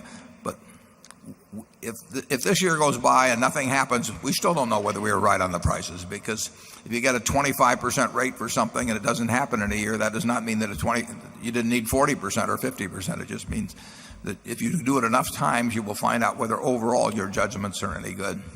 It's still a business we like. We bring a lot to the party. Everybody knows we can pay. You got into the question of creditworthiness. If there is some super catastrophe, and I regard sort of the outer limits of that being a $250 billion insured loss. For reference, Katrina presently estimated was about a $60 billion loss. So if something comes along that's 4 times Katrina, which could happen, we can pay, and we can comfortably pay. We would probably have about 4% of that, maybe $10 billion. A very large percent of the industry would be in very, very serious trouble. So we can play bigger than others, and we can survive better than others if something bad comes along. And we will see over a 5 or 10 year period how we do. You can't judge it by any one year. Charlie? The record of the past, if you average it out, has been quite respectable. And why shouldn't we use our capital strength to get in the volatile stuff that makes other people frightened? Two-part question on the 2005 annual report. Firstly, NetJets is a substantial part of our operations. Unfortunately, its value is obscured by losses in recent years, and I can't estimate its value from the report. I was hoping you might be able to help me on that. The second thing, how do I value the Berkshire Hathaway Reinsurance Group in light of the deferred charges on retroactive policies? We have an item that's about $2 billion on the asset side. I think I'm addressing the question of deferred charges on retroactive policies. That reflects the fact that those retroactive policies where we reinsure in effect the losses somebody has already incurred, although they may not know how much they've incurred. And we have limits on these, but we set up a factor that essentially recognizes the fact that we will have that money for a considerable period of time. We set up an asset, and that gets amortized over the length of time we have that asset. That number, which I think has gotten as high as $3 billion over the years, since we haven't done any big contracts recently, is down around $2 billion. There's nothing magic about that. It means that we're going to amortize that $2 billion over the lifetime of the use of the funds, and we think we'll make money net during that time. But we misguessed on one a couple of years ago and took a $100 million charge, for example, in the first quarter of, I think it was the year before last. The other question was about NetJets, wasn't it, Charlie? But yeah, I didn't get it all. I love the Australian accent of our gecko, but I didn't pick up the exact nuances of what you asked. But my guess is you asked about the earnings and operation of NetJets. And NetJets has grown rapidly, and so far our expenses have grown faster than our revenue. We've got the top service in the world. We've got really the only worldwide service. We have a very strong position, particularly in larger airplanes. But I'd have to tell you that I did not anticipate. I thought we would have economies of scale to some degree, and so far you could almost argue that we've had diseconomies of scale. And our expenses, particularly last year, basically got out of hand. And there are various reasons I could give you for that. All I can tell you is it's being addressed. Rich Santulli, who runs that operation, you could not have a better operator. He loves NetJets. He works at it 16 hours a day. There's nobody in the world I would have run that except for Rich. I think it's an important service. It's tough to make money with airplanes. They're capital intensive. We've had fuel do what it has, although that's a pass-through to people, but it still affects the business. And I had expected we would be profitable last year, and as I put in the annual report, I was dead wrong. I think we will be profitable before long, but you should take my prediction there with a certain amount of skepticism until it actually happens, because like I say, I've been wrong. We've got a good business in that almost anybody looking for a large plane on a fractional jet program comes to us. We are able to get full price for our service, but there were a variety of inefficiencies last year which added up to a lot of dollars. And you're entitled to hold me accountable for the fact that we paid a lot of money for the business many years ago, and we haven't earned any money since. And we've got a much bigger business now. probably 5 times or so the size of the business we bought. Maybe some solace. I looked at Raytheon's figures the other day. They lost a lot of money, and they have the second largest operation in it. But they sell airplanes too, so they may not feel it the way I do. But if I had to bet one way or the other, I would bet we will be making money before long. But I've lost that bet in the past. Charlie? Yeah, the product integrity is so extreme between flight safety and NetJets. The pilots are subjected to real oxygen withdrawal in the course of the safety training, so they will recognize the subtle sensation that you get. And not everybody does that. It's an expensive, difficult thing to do. In place after place after place, that system is very obsessive about product integrity. And it's my guess that that obsession in due course will be rewarded. Some commodity investors give you as a reference as one of the largest owner of physical silver. Could you please clarify what kind of exposure you or Berkshire currently have in silver? And further, could you please help us to understand how you determine the value of a non-interest-bearing precious metal? Do you have any silver on you, Charlie? we had a lot of silver at one time, but we don't have it now.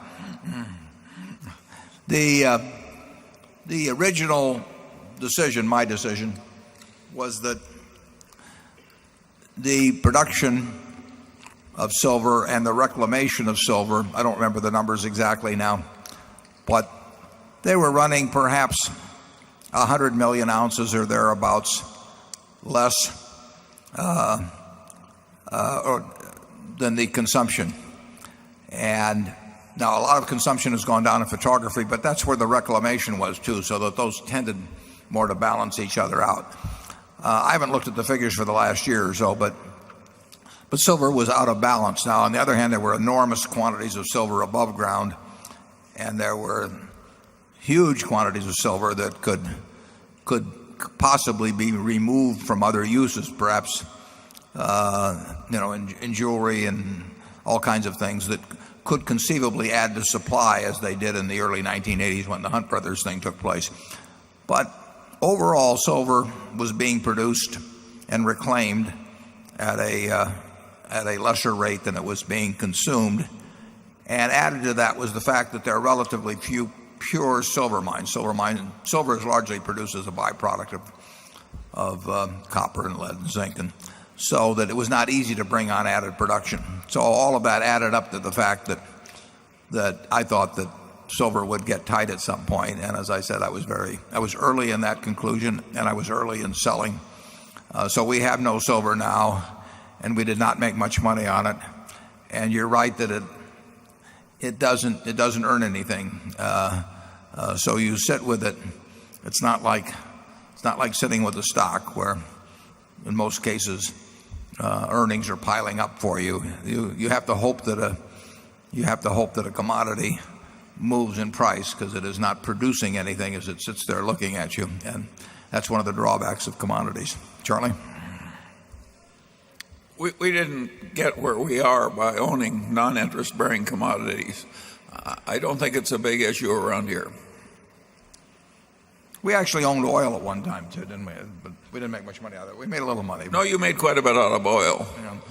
But, it's a good habit to trumpet your failures and be quiet about your successes. Yeah.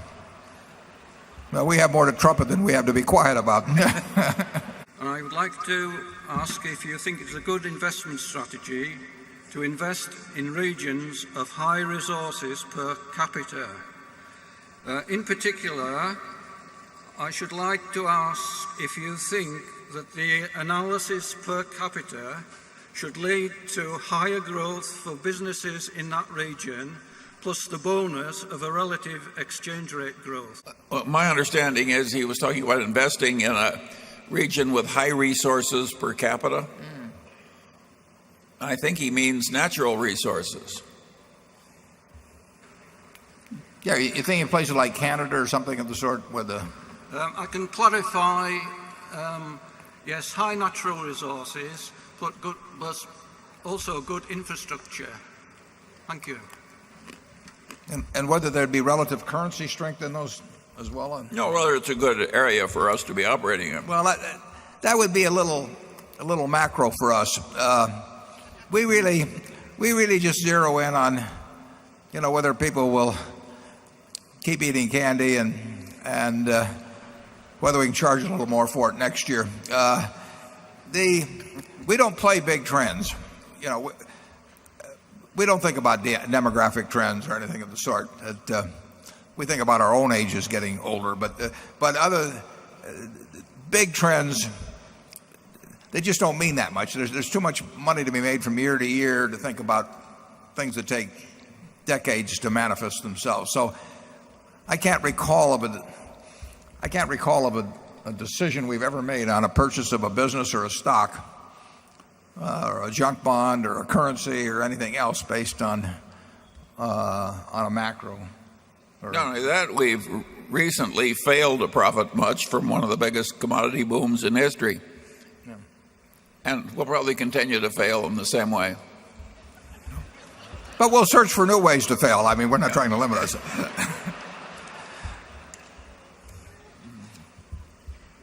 It's probably true, incidentally, in a country like Canada, where you've got probably millions of barrels of oil, millions of barrels a day of oil production coming on, and where there's relatively few people, and where there's already a surplus. They're running a significant current account surplus. That it's not strange that their currency should be strong relative to a country like ours, where we're running a huge current account deficit, and we don't have that same natural the gain in natural exports coming on that they do. But there's so many more important factors that are going to hit us immediately that's what we really think about day to day.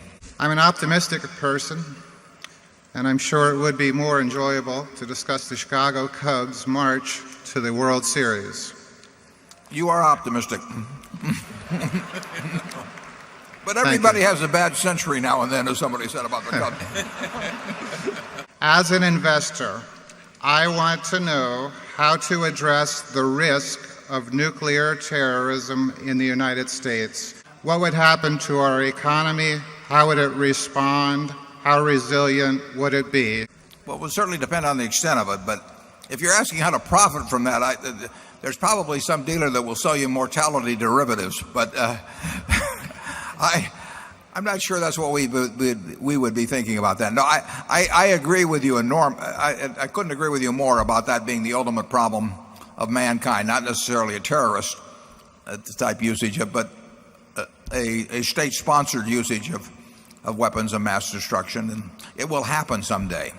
The extent to which it will happen, where it will happen, who knows? But we have always had evil people. We've always had people who wish evil on others.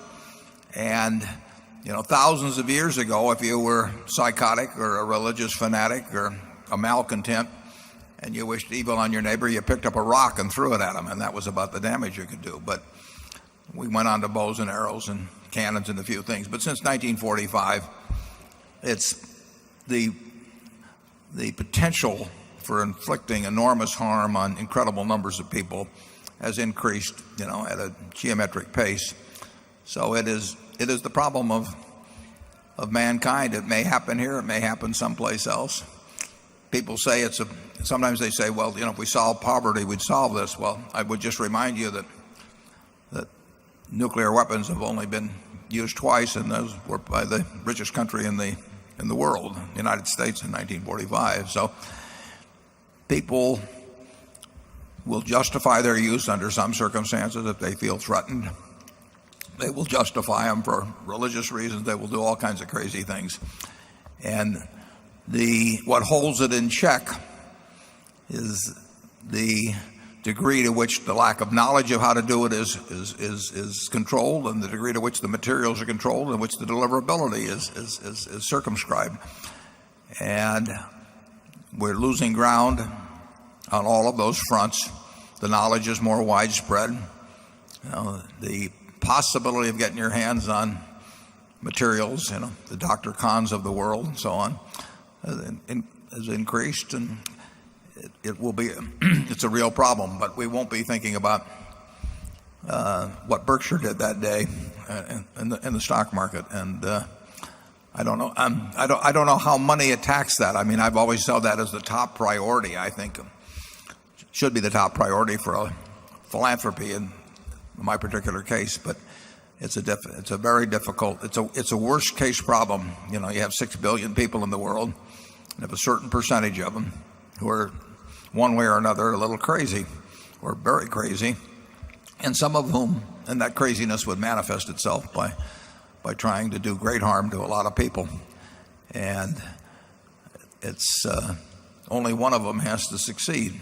I don't know how many we've intercepted over the years. I'm sure we've intercepted a lot of incipient ones, but it is a worst case problem, and one will succeed at some point, and it may be state sponsored, it may be terrorists. But Berkshire is better set to survive than anybody else, but it won't make much difference. Charlie? Well, I think that the chances we'll have another 60 or 70 years with no nuclear devices used on purpose is pretty close to zero. So I think you're right to worry about it, but I don't myself think there's much that any of us can do about it except to be as sensible as we can and take the consequences as they come. The only thing you can do about it, but you only have one vote, is to elect leaders who are terribly conscious of the product and problem, and who devote a significant part of their thought and energy into minimizing it. You can't eliminate it. The genie is out of the bottle, and you would like to have the leaders of the major countries of the world regarding it as a primary focus. Actually, in the 2004 campaign, I think that both candidates said it was the major problem of our time, but they probably suffer from the same feeling that I do, that it's very hard to address. Last year, you bought stock in some great businesses trading at fair prices, such as Walmart and Budweiser, but did not attempt to buy our own shares. Would shareholders be correct to infer from this decision that you both felt Walmart and Budweiser were trading at a deeper discount to their intrinsic values than Berkshire was? And would it be possible to buy as much Berkshire in the open market as you did Walmart without running up the share price? Most of the time we would not be able to buy an amount that would be material in terms of the increasing the value of the remaining Berkshire shares, but that doesn't mean it would never happen. But if you look at the trading volume on Berkshire, and Mark, you might put that up if we can in a second, we probably have less opportunity than most companies, if our stock is should be selling below intrinsic value, to have anything meaningful happen. We would also have, if we regarded some other company as worth X, a good business, and we could buy it at 90% of X, we might be doing that now, whereas we wouldn't have done it many years ago. But we might require a somewhat greater margin in terms of buying Berkshire shares, simply because our view on that might be less. We probably have more knowledge on it, but we might be less objective than on some other things. We think that if we were to buy in Berkshire shares, and if you remember 4 or 5 years ago, I announced we would if the price stayed the same, that the case ought to really be compelling. Now, if it's compelling, we ought to do it. It was compelling at that time, but simply the act of writing about it, it's a little bit of the Heisenberg principle. The act of writing about it, in effect, eliminated the opportunity to do it, which is fine, because we are not looking to make money off of buying from shareholders at a depressed price. On the other hand, if the price is sufficiently depressed, we will announce again that we intend to do it, and then we'll see whether we actually get a chance to do it. Yeah, the whole climate in the country is different now. It used to be that almost every company that bought in shares was buying them in at an obvious bargain price. Now I think a lot of share buying is designed to sort of prop the stock price. In other words, it's not bargain seeking, it's more like Sam Insel. Yeah, 40 years ago, 30 years ago, it was a very fertile field for making money to look at companies that were aggressively buying in their shares. The most extreme case probably being Teledyne. But those people were buying overwhelmingly. Gordon Wallows was doing it at the companies he controlled. Those people were motivated simply by the fact they wanted to buy the stock. That motivation has been swamped by people who either think it's fashionable to buy in shares or by people who really like the idea of trying to prop their stock up somewhat. And the SEC has certain rules in terms of the way you conduct your repurchases to prevent daily sort of propping up. But I think there's a lot of motivation that our stock has got to be cheaper than other people's stock, and we've got a wonderful company, and so we're just going to buy the stock come hell or high water. And that is not the way we would go about repurchasing shares. Some figures that showed the turnover of Berkshire shares compared with a few others I picked out. I think Berkshire has the lowest turnover by some margin of any major company in the United States. And I put Walmart up there because the Walton family owns about the same. In fact, they own more of Walmart than I do of Berkshire. So this is not a function of simply the fact that we've got concentrated holdings with the Buffett family. This is a reflection of the fact that we've got a really unusual shareholder body in that they think of themselves as owners and not of people who are moving around with little pieces of paper every week or month. We have the most, in my view, what I would call honest to God ownership attitude among our 400,000 or so shareholders of any company, of any big traded company in the United States. People buy Berkshire to own it and hold it, and that's reflected in our turnover.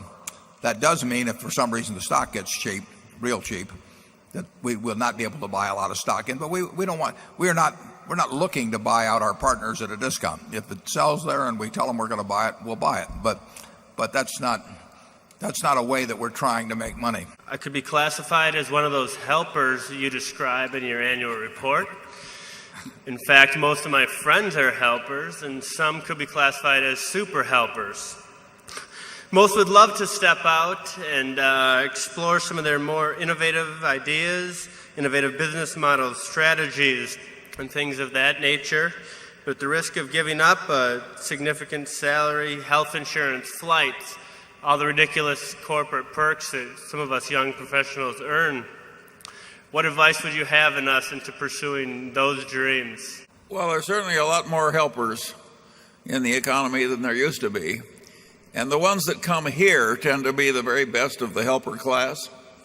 So I don't think you should judge the helper class by those you meet here. We get the best of them. And as to what the young helpers ought to do so that they'll eventually be like Warren Buffett, I would say the best thing you can do is reduce your expectations.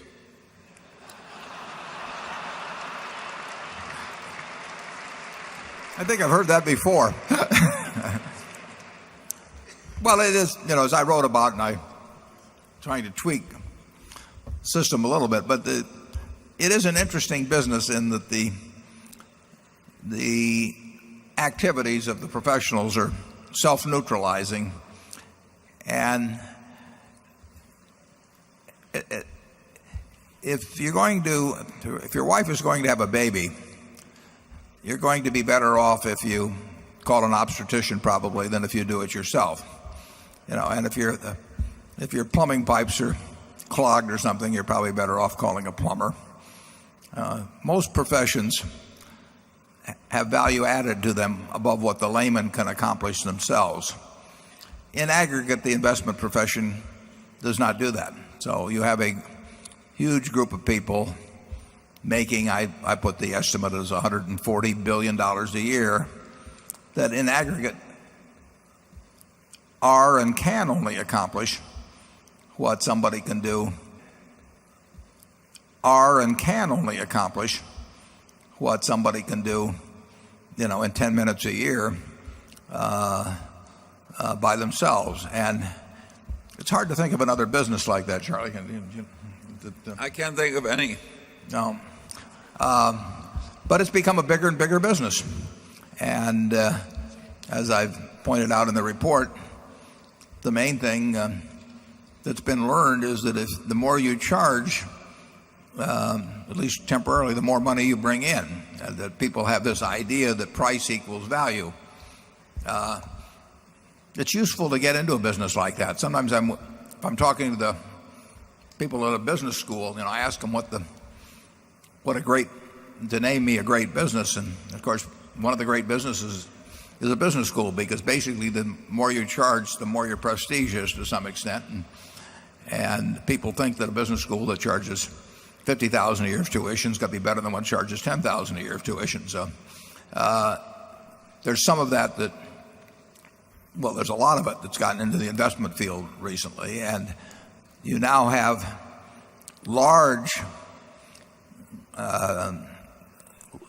certain large portions of investment management that are charging fees that in aggregate cannot work out for investors. Now, obviously some do, but you cannot be paying people 2% and 20% where they get it in the good years and they fold their partnerships and start another one if they have a bad year and that sort of thing. You can't have that coming out of an economy that's only going to produce, we'll say, 7% or something like that a year for investors, and have people net better off. It isn't going to work. And then the question that you will have is, how do I pick out the few exceptions? And everyone that calls upon you to sell you this will tell you that they are an exception. And I am willing to bet a significant sum of money, we'll put it up, to anybody who wants to name 10 partnerships that are $500 million or more of management and pit those after fees against the S&P over a 10-year period. It gets away from the survivorship bias and all that kind of thing. And it isn't going to happen. But a few will do well. They're bound to do well. And I think I do know how to pick a few that will do well. I mean, I did it in the past when I wound up my own partnership in 1969. I told people to go to either Bill Ruane or Sandy Gottesman, and that would have been a very good decision, whichever place they went. So if you know enough about the person, know enough how they've done it in the past, know enough about their personality and honesty and a whole bunch of things, I think that occasionally you can make a very intelligent choice in picking an investment manager. But I don't think you can do it if you're running a pension fund in some state and you have 50 people calling on you. You're going to go with the ones that are the best salespeople and not the ones that are the best investors. Charlie?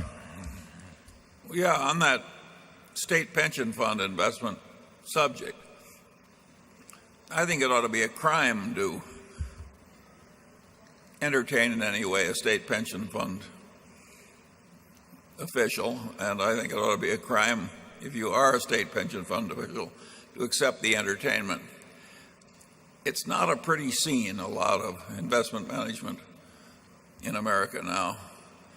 And human nature being what it is and the amounts of money being what they are, I don't think much is going to be improved.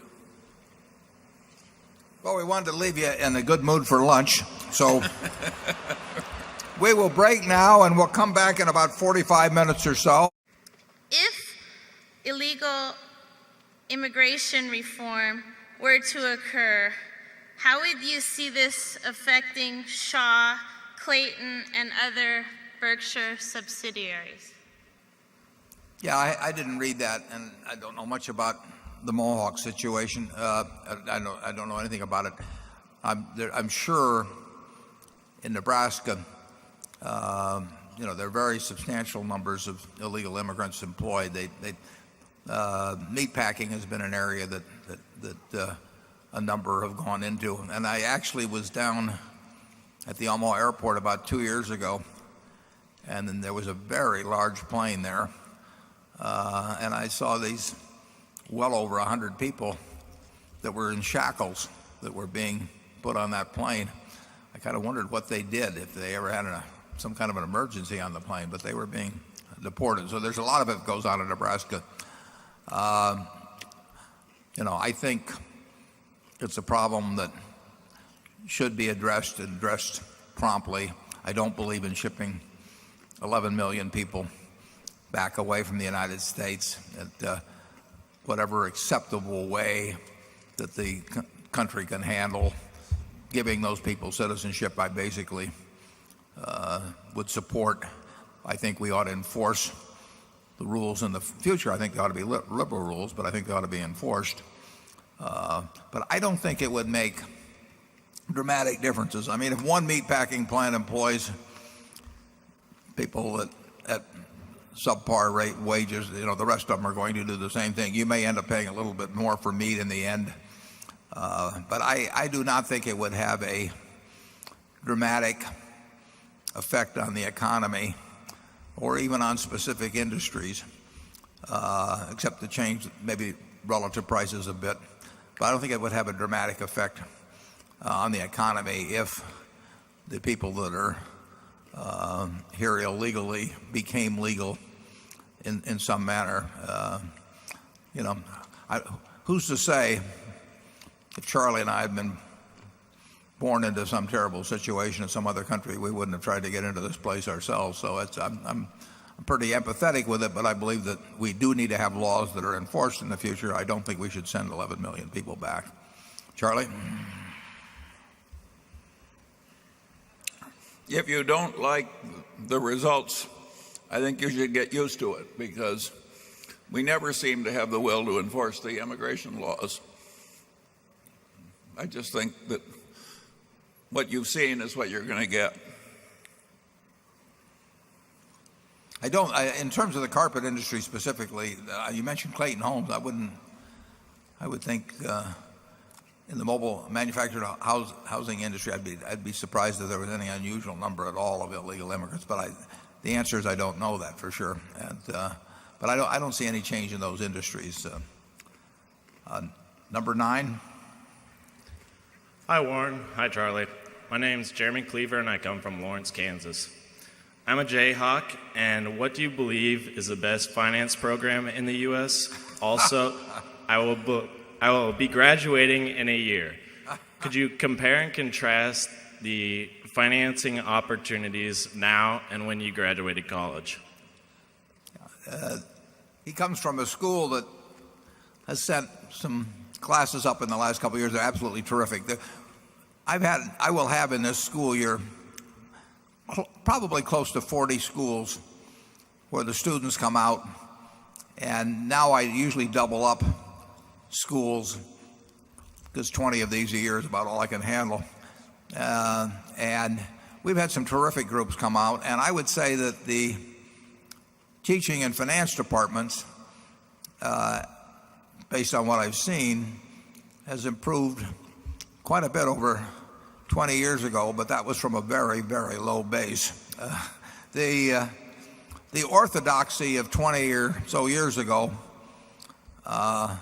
where really, the flat earth was being embraced, has improved considerably. And one particular place is at KU, Professor Hershey done a great job.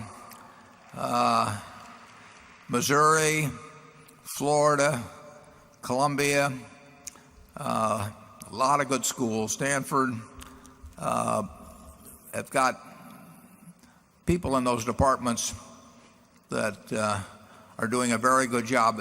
25 years ago, you'd have had a tough job getting a position in the finance department, and you certainly would have had your advancement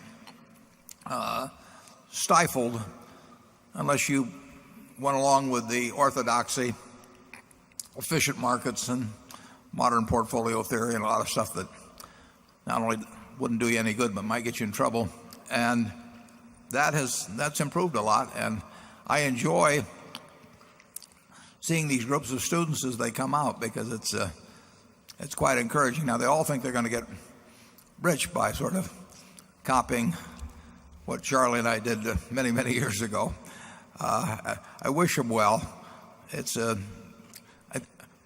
amount of brain power going into money management gets a little distressing, particularly to Charlie. But I would, it's a great time to be 22 or 23 or 25 and getting out of school. So you can look ahead to a very, I think, a very interesting future in this country, even though you may find that the method of using the talents you have in investing get used in a somewhat different manner than where they're used presently. I mean, right now, an awful lot of the students that come to visit Omaha, say private equity or hedge fund, and it's hard to imagine a world where everybody's running a hedge fund. I'm not sure exactly what we would do for food and clothing and a few things like that. But I am encouraged by the kind of students I meet. When the KU group comes up, we had a great time. They put on various skits. They try to sell me companies. I'm hoping they succeed. We haven't had any luck with yet, but they keep coming up with good ideas, and I'll keep pursuing them. And one of these days, every one of those students will get. I've offered them 2 B shares, and it's a limited time offer to try and spur extra activity. I hear from a lot of students later, and I think a lot of them have their heads screwed on right. Charlie? Well, I've heard that something like half of the business school graduates in the elite Eastern schools want to go into private equity or hedge funds.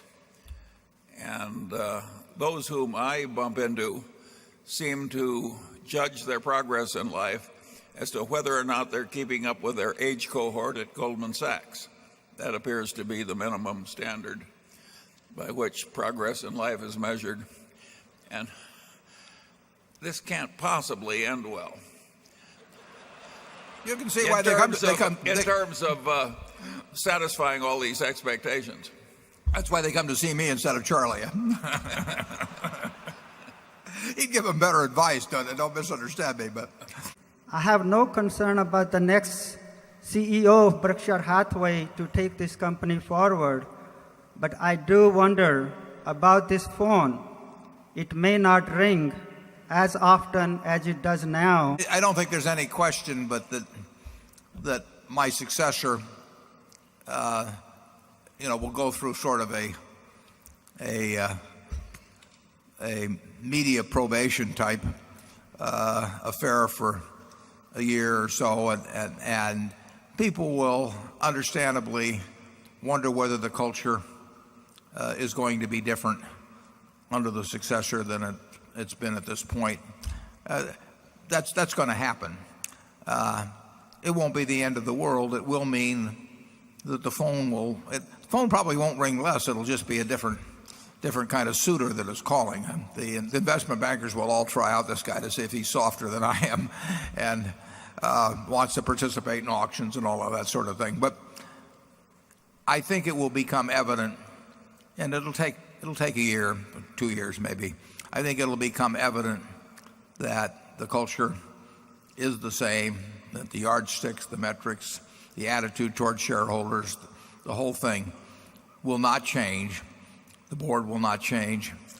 But I think there will be a hiatus of sorts where people do not have the same feeling immediately that joining Berkshire is going to be the same experience with their companies as it's been in the past. But it won't last long. I can tell you the successors that the board has in mind, they're very smart.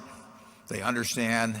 They bought in to the whole corporate personality we have, and they will be somewhat different in style, but they will develop the confidence of the world that and a possible seller, the confidence of the world that and a possible sellers of businesses. They will develop the confidence that it's going to be the same Berkshire going forward. But it's a good question, and there will be a period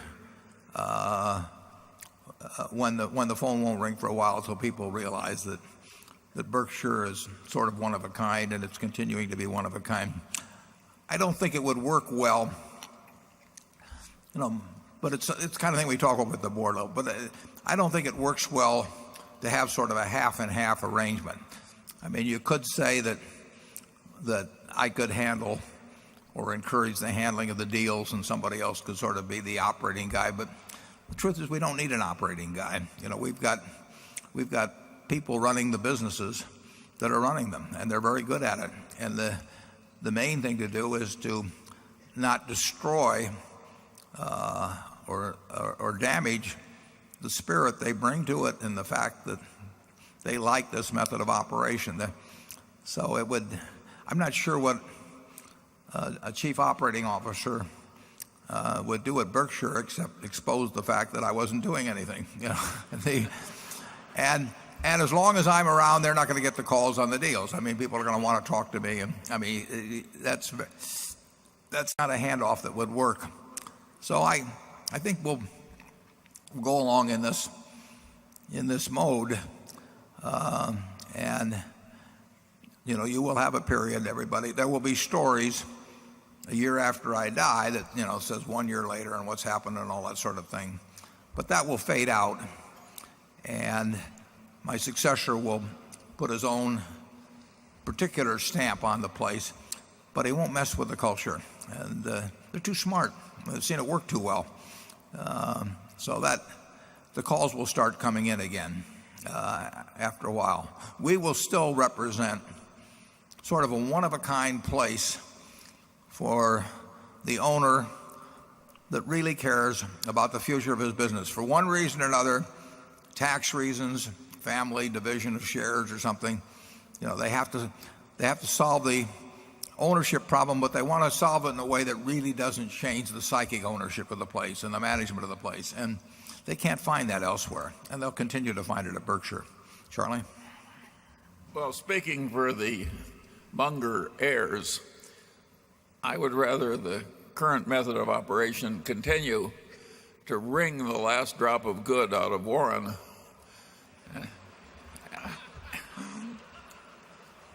At low pay. Yes.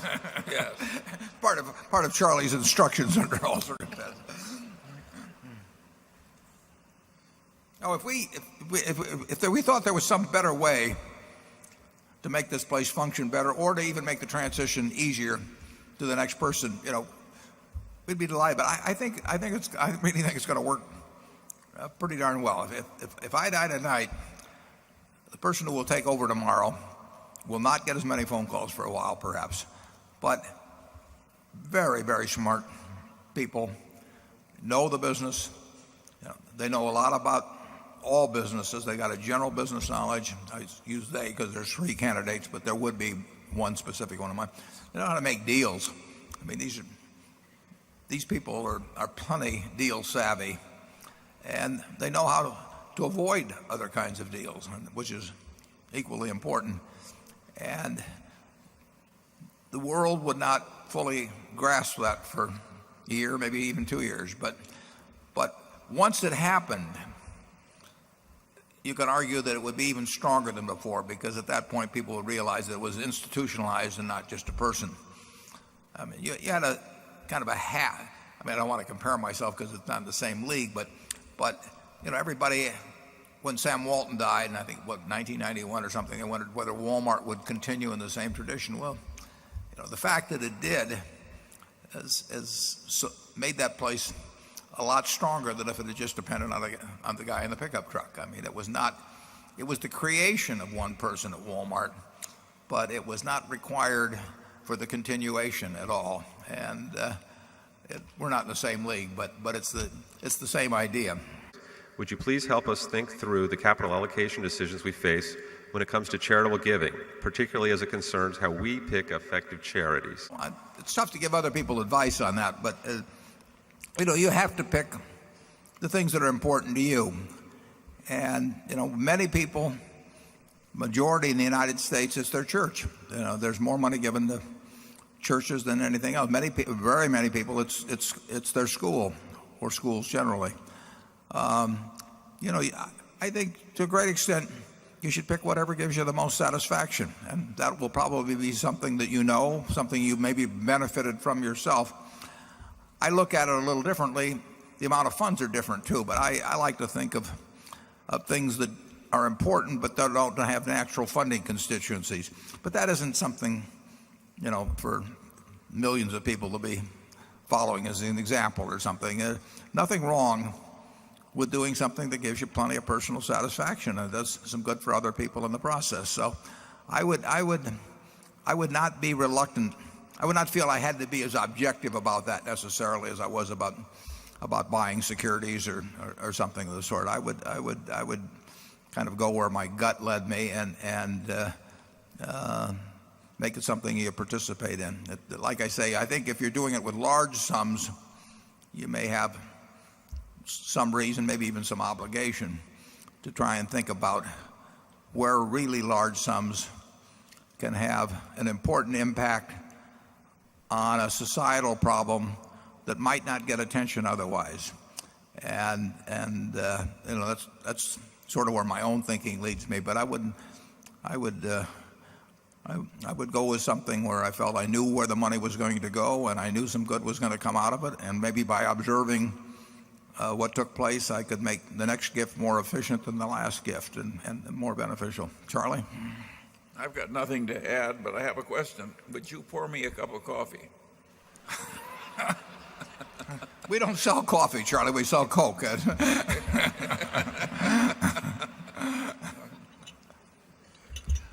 We get the profit on 1 out of every 12 Cokes. So I don't care whether you drink them, just open the can. Did the possible future deployment of telecommunications services over power lines factor into Berkshire's decision to invest in the utility space? Thank you. Yeah, the answer is no.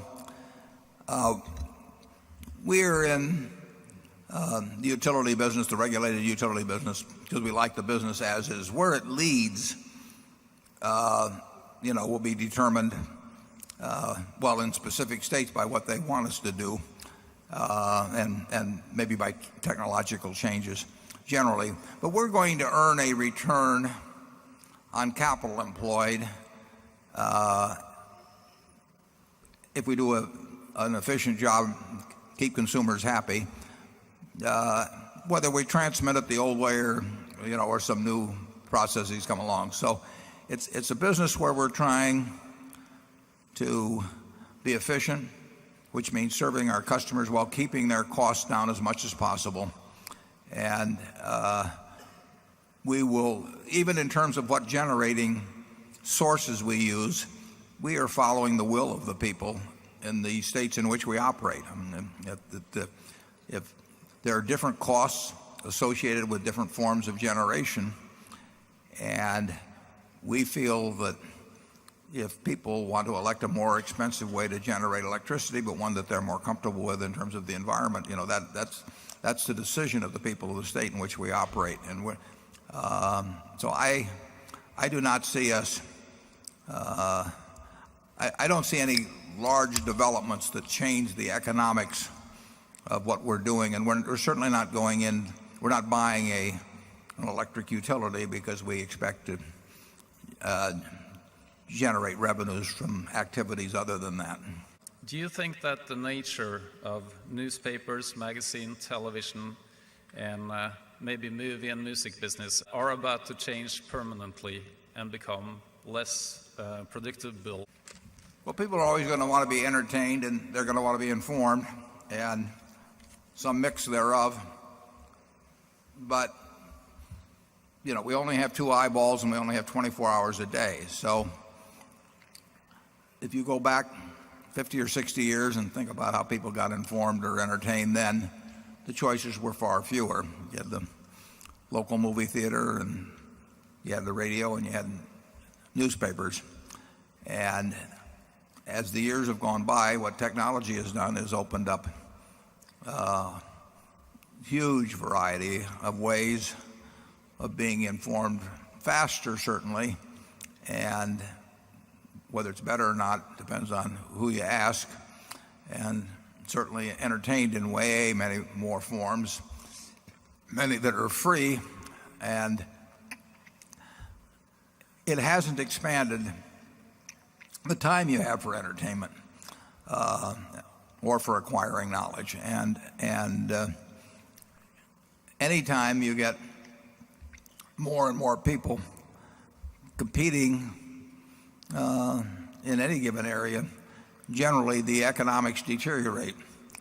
And the economics have deteriorated for newspapers, although they're still enormously profitable in relation to tangible equity employed, but they do not have the same economic prospects if you look at the future stream of earnings that it looked like they had 20 or 30 or 40 years ago.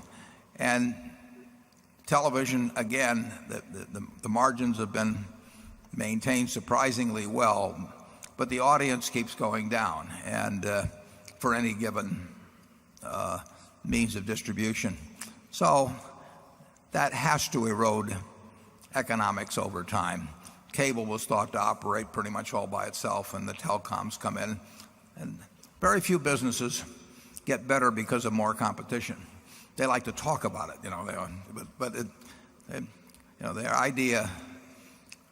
I had one friend in the newspaper business, and I think Charlie used to tease her a bit by saying that her idea of a competitor was a corpse laid out on a slab with a toe twitching, and then it is not a better business when more people compete. So I think that, generally speaking, the economics of media businesses do not have a great outlook. I mean, compared, like I say, they're enormously profitable now in returns on tangible assets. I mean, it's a business. A license from the federal government became a royalty stream on huge amounts of money. I mean, there were only 3 highways electronic highways between Procter & Gamble and Ford Motor and the eyeballs of several hundred million people.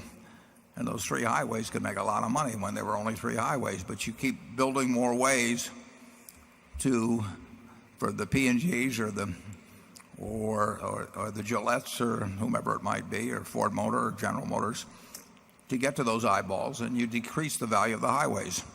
It's not complicated. So I think you will see. It's hard to imagine those businesses having great prospects in aggregate. We owned the World Book. We still own the World Book.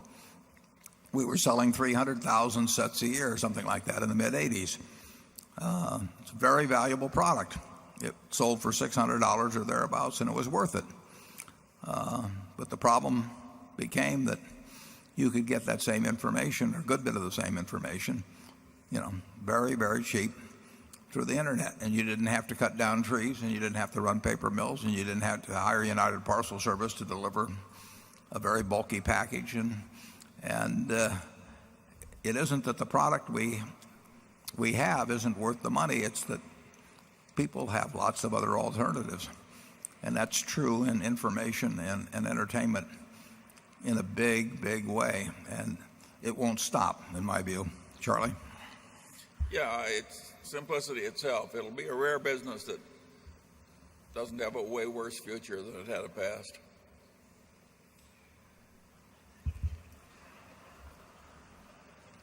Give them the bad news, Charlie.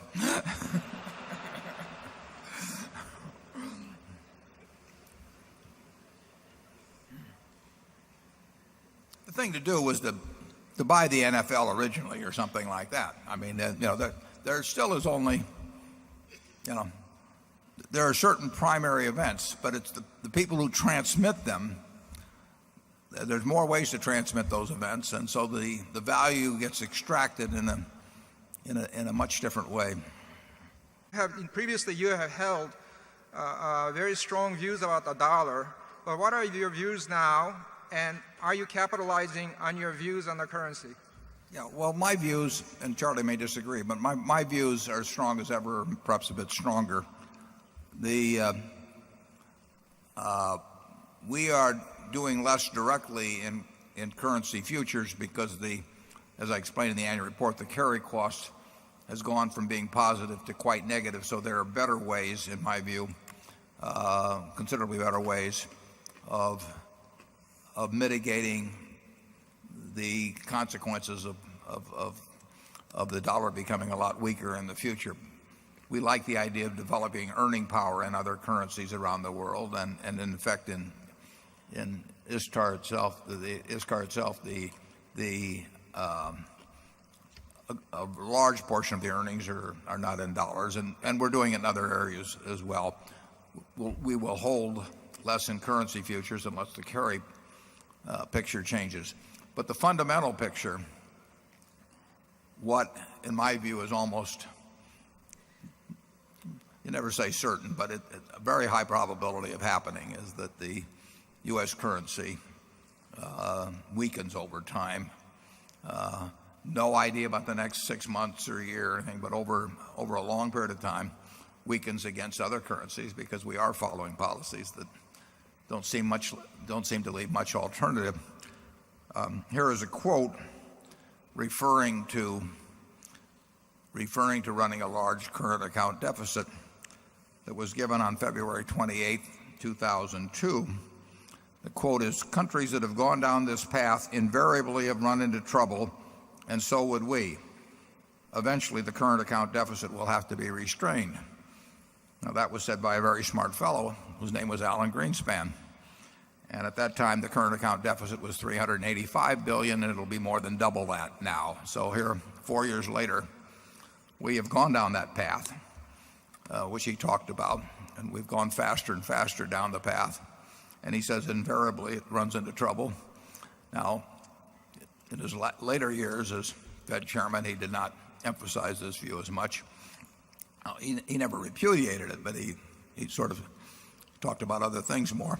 But it's going to lead to something, and it in my view, it's likely to be something significant. And people talk about a soft landing, but they never explain to me exactly how it's going to take place. And Chairman Bernanke recently gave a talk where he said the probabilities were that the ending would be good, but that you couldn't rule out the possibility otherwise. I think you will see significant consequences at some point. We will have at Berkshire a fair amount of our earning power coming from other countries with other currencies, but we will always be primarily in the United States. We may, one consequence certainly seems possible, is significantly higher inflation as the years go by, because as you owe more and more money as a country, it gets more and more tempting to devalue what you owe by paying in a cheaper currency than in the one in which the debts were incurred. Charlie, what do you have to say on this? Well, I don't feel I have any special capacity to predict whether the euro is exactly priced right now. I don't consider it a big deal that Berkshire has had the position it's had. In effect, about half of our surplus cash was stashed short-term in currencies other than the dollar. I regard that as almost a non-event. Now, I made a couple $1 billion. Yes, I was about to say that as it's happened so far, it's been a very profitable non-event. But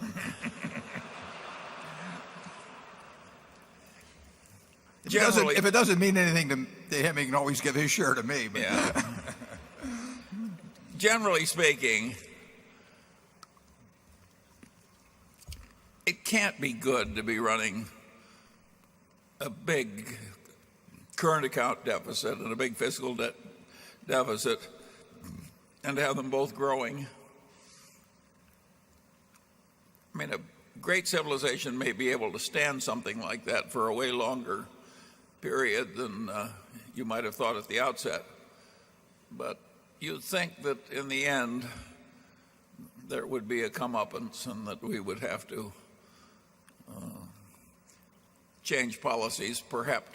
perhaps painfully. In fact, I would say almost surely painfully, wouldn't you, Warren? Yeah, I would. And it's interesting because I think almost everybody says it's unsustainable. And then they never explain how it doesn't keep being sustained until something very unpleasant comes along. But then they also say that there will be a soft landing. And I don't always get from A to B to C when I listen to them. Certainly the longer it goes on, the greater the net debtor position the United States is in, the more people see that we are sort of addicted to this kind of behavior, the more chance there is at some point, probably brought about by some other extraneous affair, that currency doesn't, there aren't some big adjustments that take place and perhaps some chaotic markets in which currency adjustments play a part. But as knowing when or exactly how, it's impossible to say that sort of thing, to predict that sort of thing.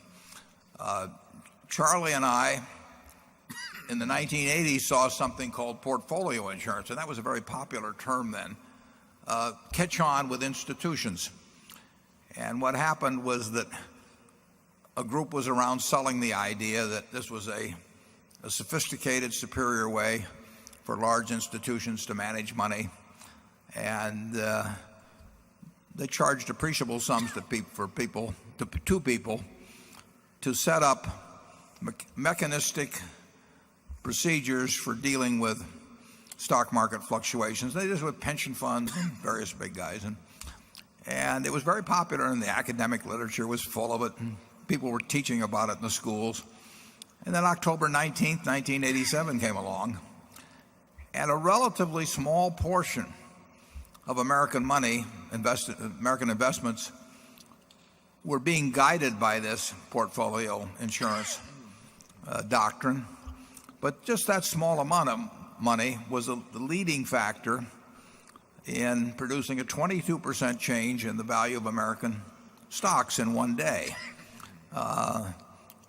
Every one of these people individually thought what they were doing was intelligent, but when aggregated and having to follow a given signal, in effect you created a doomsday machine. It was out of control, and some really chaotic things happened then. I would say the potential for that sort of thing, not that exact thing at all, but that sort of thing to happen in the world ahead is it's probably magnified quite a bit from what existed in the 80s, and currency enters into it. But it's not, who knows where it starts or exactly why somebody yells fire, but when fire is yelled, there will be, the currency markets will play a part in the rush for the door. Do you believe that the Consumer Price Index is a good and true and accurate measure of inflation? Yeah, well, that's a good question. Bill Gross has written a little bit about that in some of his PIMCO methods and messages. And if you go out to the furniture mart and construct a price index, it hasn't moved very much. I mean, it makes it very tough for comparable store sales when you were selling DVD players at X a few years ago, and now you're selling them at a quarter of X. So there's certain areas that there's been a huge, in effect, deflationary aspects. But I do think the CPI, and like I say, Gross has written about this, but the CPI is not particularly good index. I always get a kick out of when they talk about the core CPI, and then they say that excludes food and energy. Food and energy strike me as pretty core to anything in terms of the average price. I can't think of anything that's much more core. The CPI, as you may or may not know, many years ago had housing figured in directly. There is no, the CPI now has a rental, which is an imputed rental type computation. It's still a large portion of the CPI, but it does not reflect the new housing prices and rentals. The rental factor has lagged, in my view, significantly below what housing costs really are for an American family, and Since housing is a big portion, I don't think it picks it up well. So I would say that the CPI has understated inflation for a great many people. Now, if you're older and you own your own house, I mean, everybody has their own way of living. And I mean, if all you do is drink Coca-Cola all day, Coca-Cola hasn't gone up in price enough, in my view. And my CPI has not changed very much.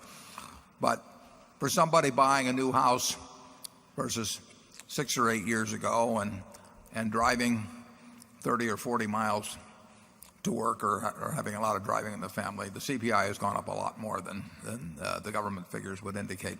Charlie?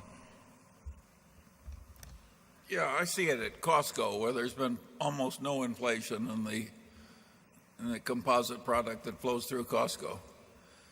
And yet in other places you get these dramatic rising figures. I don't feel sorry for the people that pay $27 million for an 8,000-foot condo in Manhattan.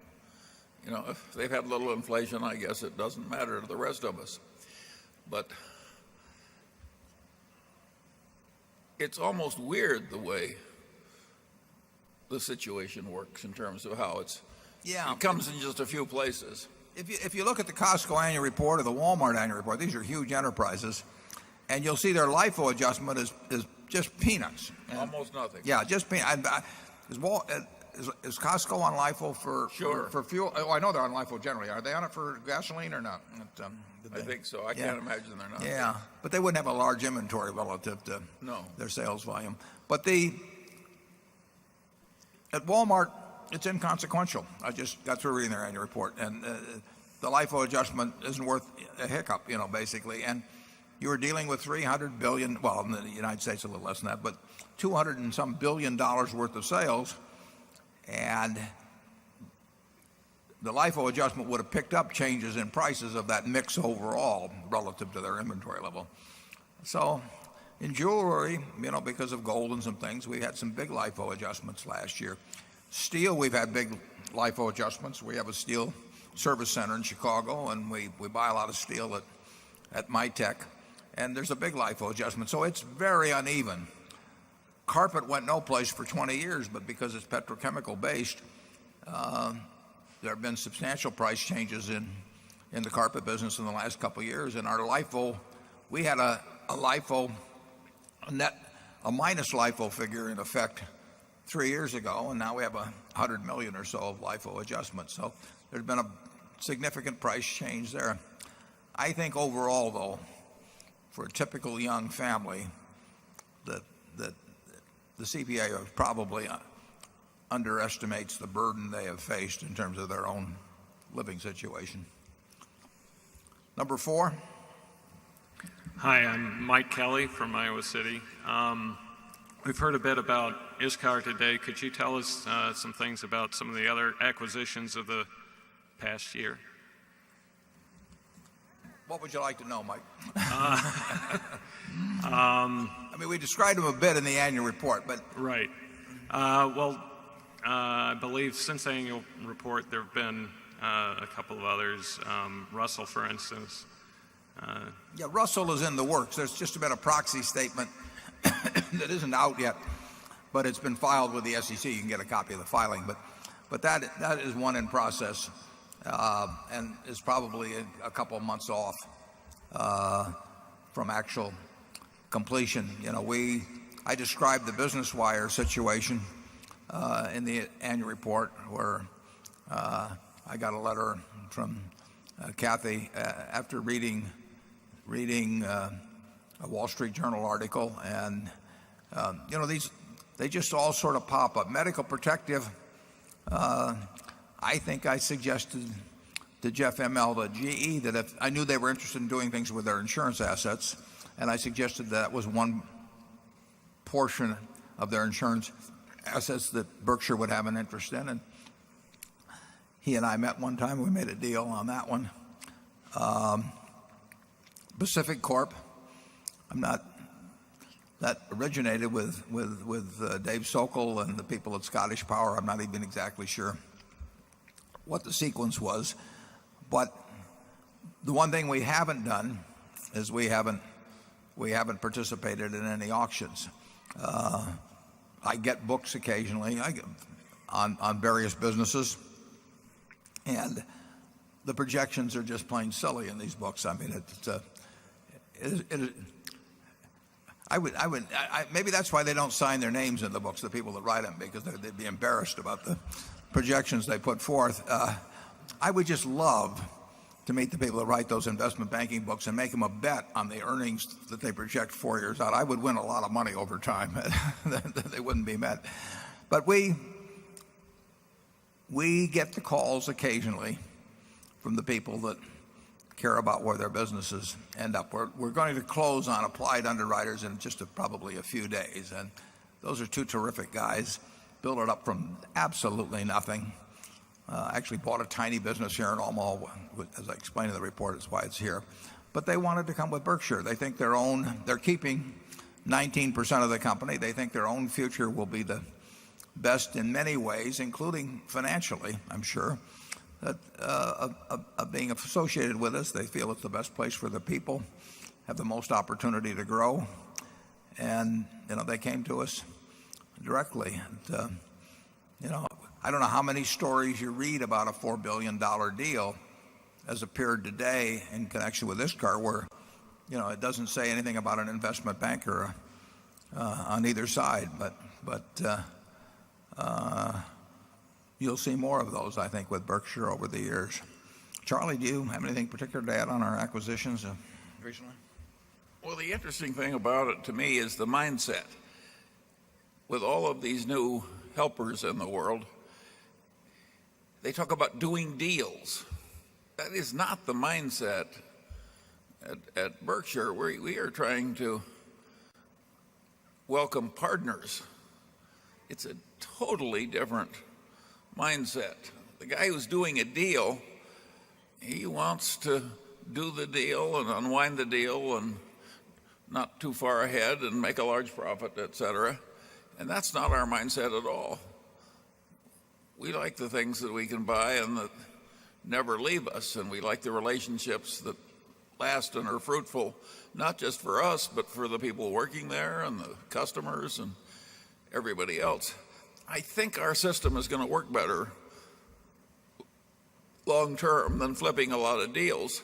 And we have so many new deal flippers in the game that I think they're going to get in one another's way. In other words, I don't think there's enough money out there to have all this new class make all the money they expect to make on a permanent basis, just flipping. They'll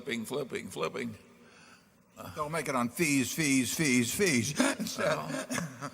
One reminds me, once I asked a man who just left a large investment bank, and I said, how does your firm make its money? He said, off the top, off the bottom, off both sides, and in the middle. I know which firm he's talking about, too. That's not our culture, and a lot of you have been here so long, you can see that's not our culture, but in the end, it may be that Omaha will do better than Wall Street. Can you describe a little bit more specifically how a derivatives meltdown might progress and ultimately get resolved after it's been precipitated? And is there a plausible way to resolve it without some sort of a major bailout that would exacerbate a too-big-to-fail moral hazard problem?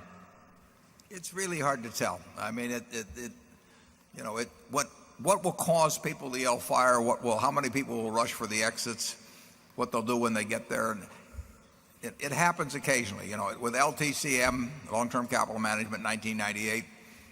It affected the financial world in a big way. It didn't affect it in the biggest way. I mean, the Fed stepped in, but there were some pretty strange things happened during that period in markets.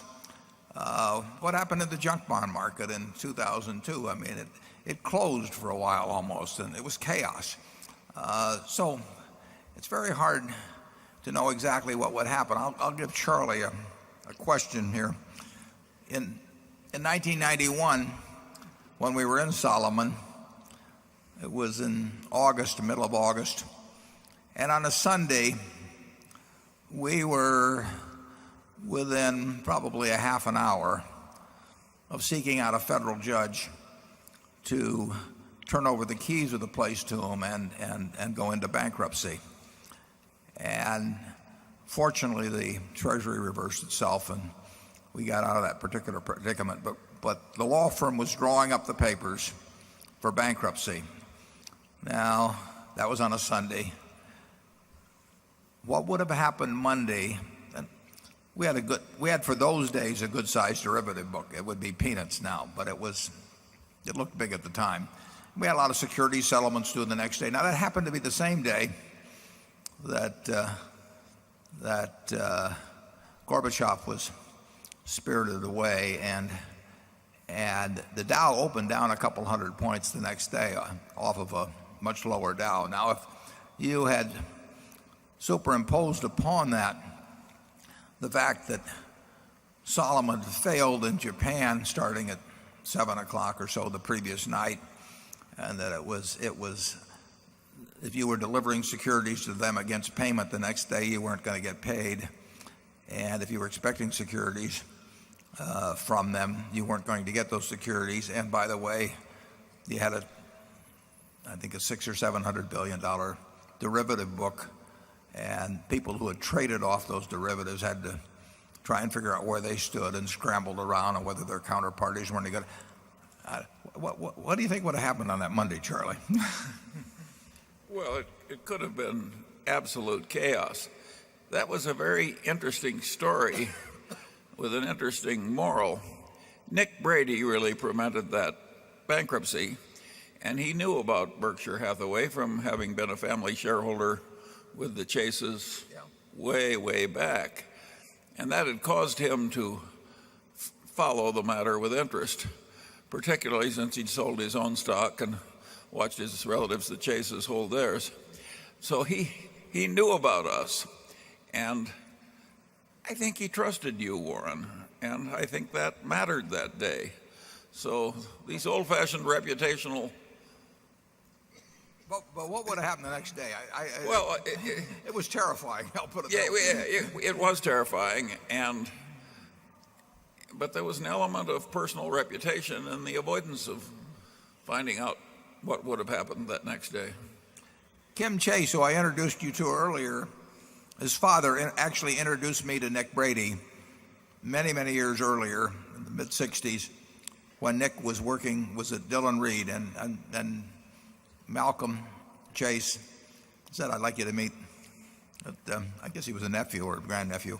In any event, I went over to Dillon Reed, and I would have been in my 30s then, and Nick was a few years older, and we had a good time talking. And then in 1991, he was Secretary of the Treasury, and the Treasury had issued a death sentence to us at 10 o'clock in the morning on a Sunday, and fortunately, Nick reversed that about 2:30 in the afternoon.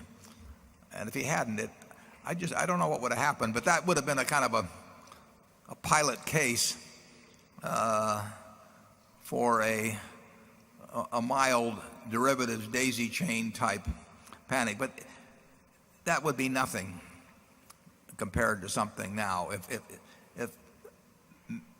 Now, there's way more of the stuff that is collateralized these days than formerly, but it would not be it's not an experiment you would want to voluntarily conduct, I'll put it that way.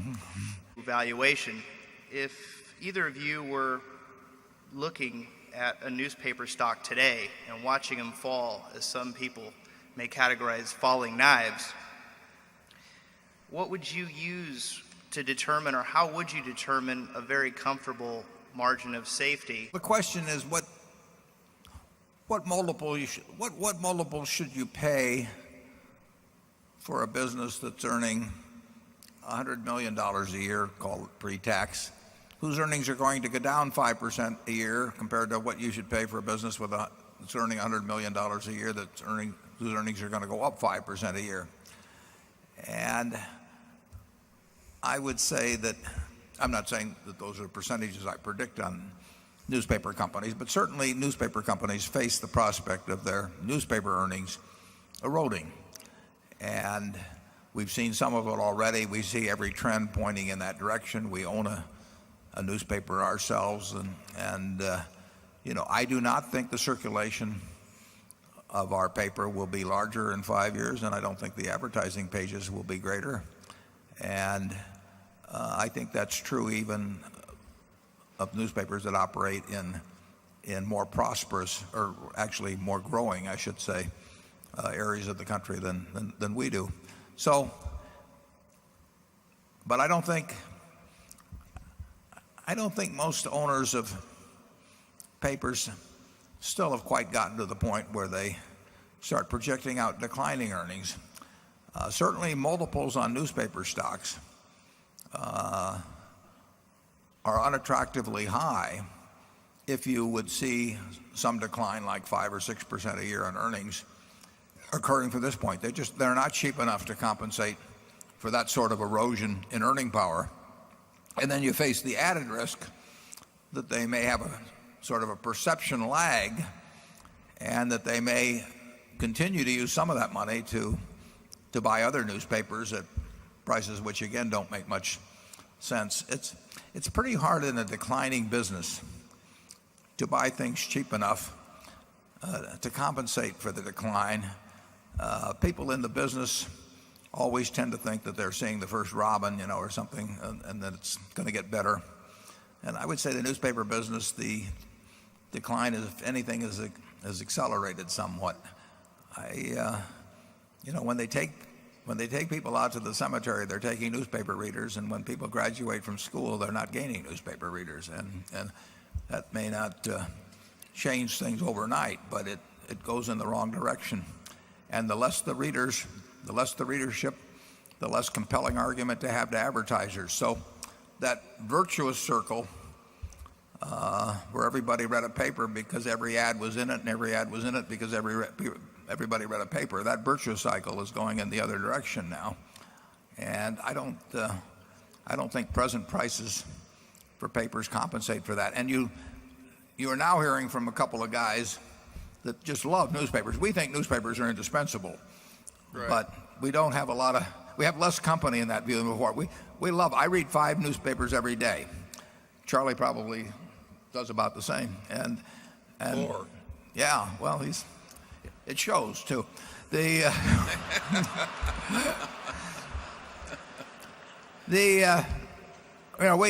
couldn't live without them, but a lot of people can, and more people can every day. And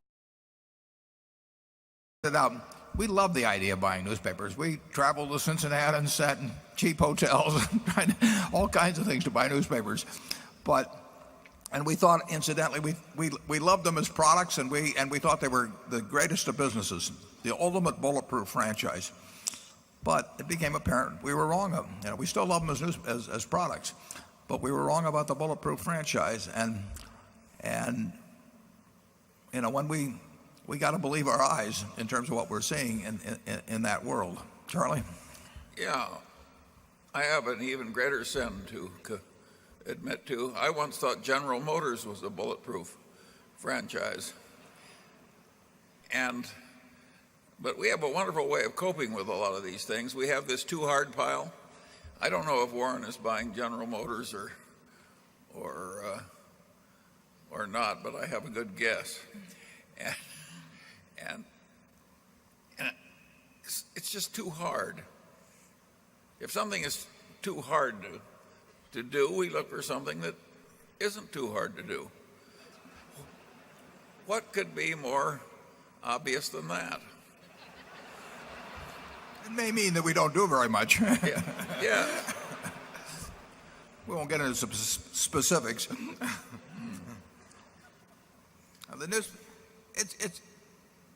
I don't think anybody has watched the newspaper business much more carefully than Charlie and I have for really 50 years. We always talked about every paper in the country and the potential for buying it and all of that sort of thing. And it was easily understood. I mean, it was about as easy a business economics problem as you could imagine. And we slowly woke up to change on it. Actually, I wrote in the 1991 annual report, the newspaper the preprints of the world, started turning the newspaper into a wrapper. It contained a whole bunch of things that could have been contained in some other package. Now, your newspaper wasn't reproducible in some other package, but this thing was carrying around a bunch of preprints. Now, the question is are there easier ways to carry around those preprints? But there was nothing magical about the paper except it got inside the house and brought the preprints inside the house. And as the newspaper lost penetration, it became a somewhat less efficient way of getting things into the house, and other ways became more efficient at getting things into the house. And so there's these things. It's not a hard business to understand. And it has been interesting to me to watch both owners, direct owners, and investors in the business sort of resist seeing what's right in front of them. It went so long the other way that you couldn't make a mistake buying a monopoly newspaper. Nobody ever made a mistake buying one, up until 1975 or 80 or something like that. Yeah. If the technology had not changed, they'd still be impregnable franchises. But the technology did change. Fortunately, carbide cutting tools appear to have no good substitute. It's a lot better business over time if you have the right management. It takes very good management. Nice thing about the newspaper business 30 or 40 years ago, it took no management at all. I mean, if you had an idiot nephew, be a perfect, or a network television station. I mean, they were going to make money no matter what happened. They're going to make more money if they were under good management. I mean, if Tom Murphy was running your television stations, you were going to do much better than if you had your nephew doing it. But the nephew would have done all right. And I'm wondering if you could provide us with a few names of some present-day mentors that we may look to for advice, people similar to the Grahams and the Fishers of the present day. Well, the interesting thing, you don't have to look at the present-day ones necessarily. I mean, if you wanted to look at great business careers, you could look at Tom Murphy or Don Keogh on our board, and you could learn everything you could learn about business person by just studying them. And you don't have to study somebody that is 55 and currently in some executive position. Their lessons are timeless. And there's going to be a study, I think the Harvard Business, somebody sent it to me from the Harvard Business School, on cap cities, but there's been others in the past. And if you learn the lessons of Tom Murphy, you don't need to learn any other lessons in terms of business. And I would say if you learn the lessons of certain investors in the past, you don't need to worry about a contemporary example. Charlie? Well, I think it's also true that Warren and I are not following very well the 40-year-old investment professionals. Isn't that right? Are you hiding something from me? I didn't know there were any 40-year-olds. I thought they're all 25 now. Yeah. The investing is really not complicated. I mean, the basic framework for it is simple. Now, then you have to work at it some to find the best pockets of undervaluation, maybe, or something. But you didn't have to have a high IQ. You didn't have to have lots of investment smarts to buy junk bonds in 2002. Or even to do some of the stuff that was available when LTCM got in trouble. You really just had to have sort of the courage of your convictions. You had to have the willingness to do something when everybody else was petrified. But that was true in 1974 when we were buying stocks at very, very, very low multiples of earnings. It wasn't that anybody didn't know that they were cheap. They were just paralyzed for one reason or another. That the lesson of following logic rather than emotion, is something that's obvious, and some people have great trouble with it, and others have less trouble. Charlie, can you give me any more help on that? Well, I think this is different. When we were young, we had way less competition than you people have now. There weren't very many smart people in the investment management field. They really weren't. And you should have seen the people who were in the bank trust departments. I mean, so now we've got armies of brilliant young people and all these private partnerships and all these proprietary desks and all the big investment banks. And we've got a vast amount of talent in the investment management business. So, and there's a lot of competition. If there were suddenly a crisis now, there would be 500 firms that would be studying it intensely, each having capital that they could commit on a hair trigger. In our day, we would frequently be all alone. But in 2002, we'd be the only buyer. But in 2002, Charlie, there were tons of people that had investment experience and high IQs, and lots of money was around. Wasn't any question about money. It's just they were terrified of that particular arena. Well, when you have a huge convulsion, which is like a big fire in this auditorium right now, you know, you get a lot of weird behavior. And if you can, particularly at the head table, and if you can be wise when everybody else is going crazy, sure, there will still be opportunities, but that may give you a long, dull stretches if that's your strategy.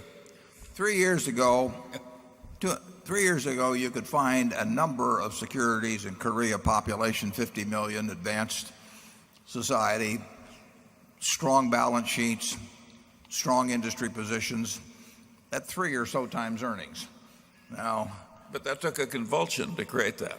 Well, A big convulsion. Yeah, but the convulsion happened 3 or 4 years earlier, 5 years earlier, and plenty of smart people in Korea in the investment business, plenty of smart people here scouring. The information was all available. You can go to the internet and get information about Korean companies that's just as good as you get up from the SEC. And there they were, dozens of companies at very, very, very cheap prices. Now, where are all these smart people and with all this money? It did happen, but if I asked you to name 20 more like it, you would have great difficulty. I'm not going to name them. If you were starting out today with $1 million, with a vision of building a business with 20% average growth in value over 40 years, what type of investments and investment strategy would you look to make in the first 5 years? Well, it's somewhat interesting that we formed the first partnership 50 years ago, 2 days ago, Thursday, on May 4th, 1956, which was 105,000. That's my sister clapping. She was in the partnership.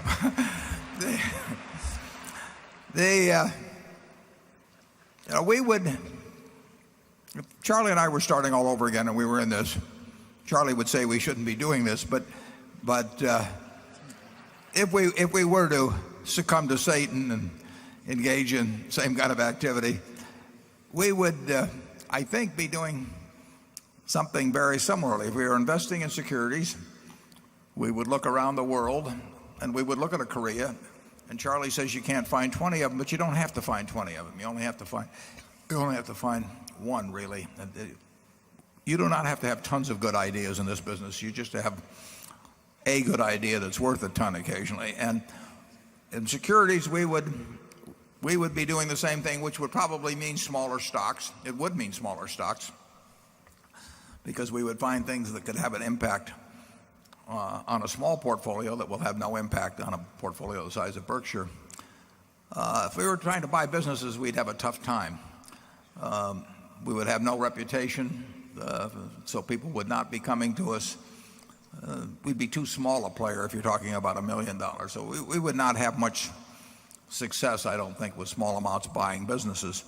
Charlie started out, in real estate development because it took very, very little capital, and you could magnify brain power and energy, or I should say brain power and energy could magnify small amounts of capital in a huge way that was not true in securities. My natural inclination was to look at securities and just kind of do it one foot in front of the other over time. But the basic principles wouldn't be different. I think if I'd been running a partnership a couple of years ago with a small amount of money, I think I'd have probably been 100% in Korea. And, I would be looking around for something that was very mispriced and that I understood. And every now and then that's going to happen. Charlie? Well, I agree with that. The concept that you're likely to find just one thing where it'll make 20% per annum and you just sit back for the next 40 years, that tends to be dreamland. And in the real world, you have to find something that you can understand that's the best you have available. And once you found the best thing, then you measure everything against that because it's your opportunity cost. That's the way small sums of money should be invested. And the trick, of course, is getting enough expertise that your opportunity cost, meaning your default option, which is still pretty good, is very high. And so the game hasn't changed at all in terms of its basic arithmetic. And that's why modern portfolio theory is so asinine. It really is, folks. Yeah. When Warren said he would have been all in one country, that's pretty close to right. He wouldn't have quite done that when he had the partnership, but he would have been way more concentrated than is conventional if you listen to modern portfolio theory. Most people aren't going to find thousands of things that are equally good. They're going to find a few things where one or two of them are way better than anything else they know. And the right way to think about investing is to act thinking about your best opportunity cost. Number 9. It's in the freshman course in economics everywhere in the basic textbook. It just hasn't made its way into modern portfolio theory. We don't get asked to do book reviews. Jeremy Siegel had some ideas in his second book, and I would like to understand how this would impact your investment strategies, if there are any changes from his ideas, and how you react to these recommendations that he makes. Jeremy Siegel, the second book, Why the Try and the True Triumph Over the Old and the New. No, it's had no effect on us. Charlie? No, is that the fellow who is very optimistic about common stock investment over long periods of time? The University of Pennsylvania, yeah. Yeah. Well, I think he's demented. Well, he's a very nice guy, Charlie. Well, he may well be a very nice guy, but he's comparing apples against elephants and trying to make accurate projections.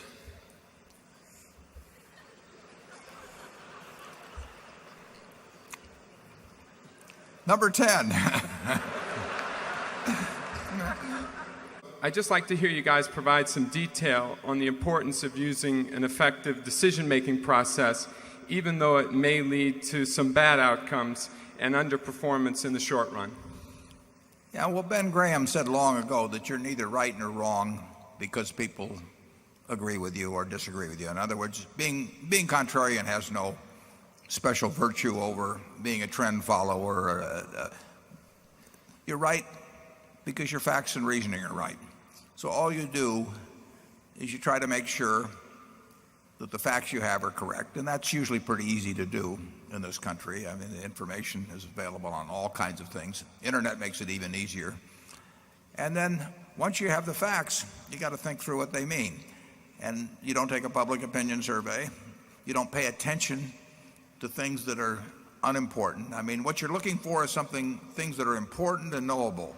If something's important but unknowable, forget it. I mean, it may be important, to know whether somebody's going to drop a nuclear weapon tomorrow, but it's unknowable.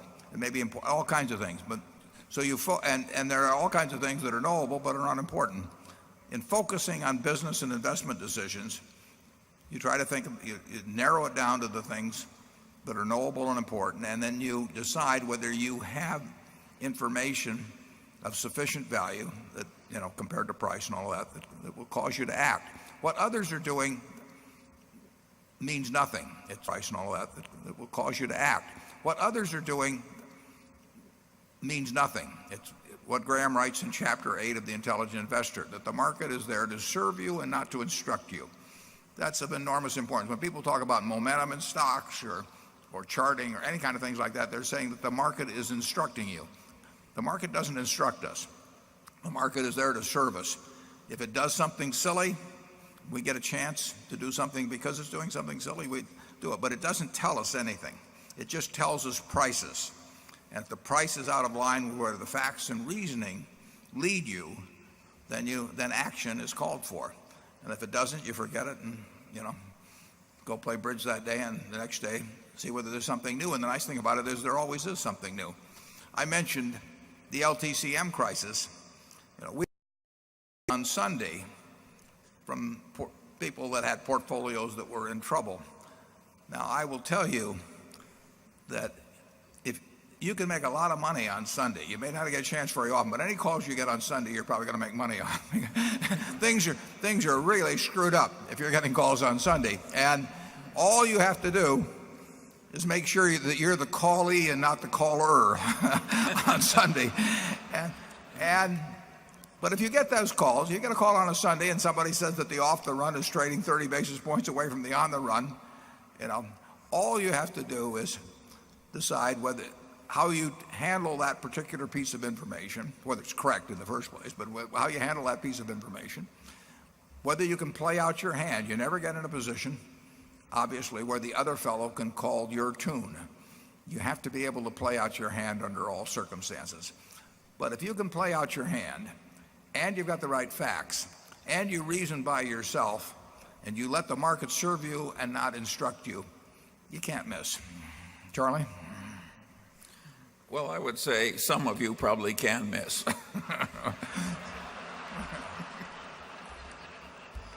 I would say Charlie can't miss, I'll put it that way. He'll agree with that.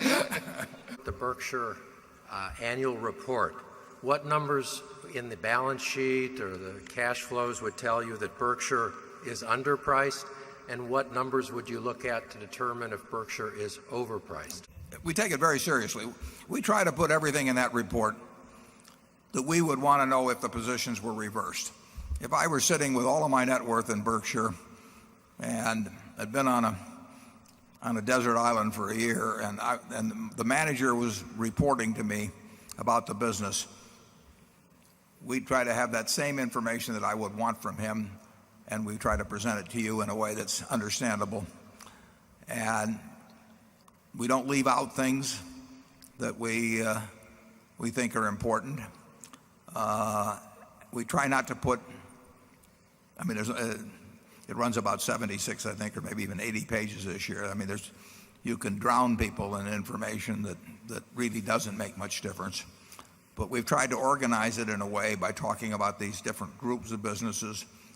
We try to explain how we think about it in terms of things like the amount of operating earnings we've generated and the investments we have.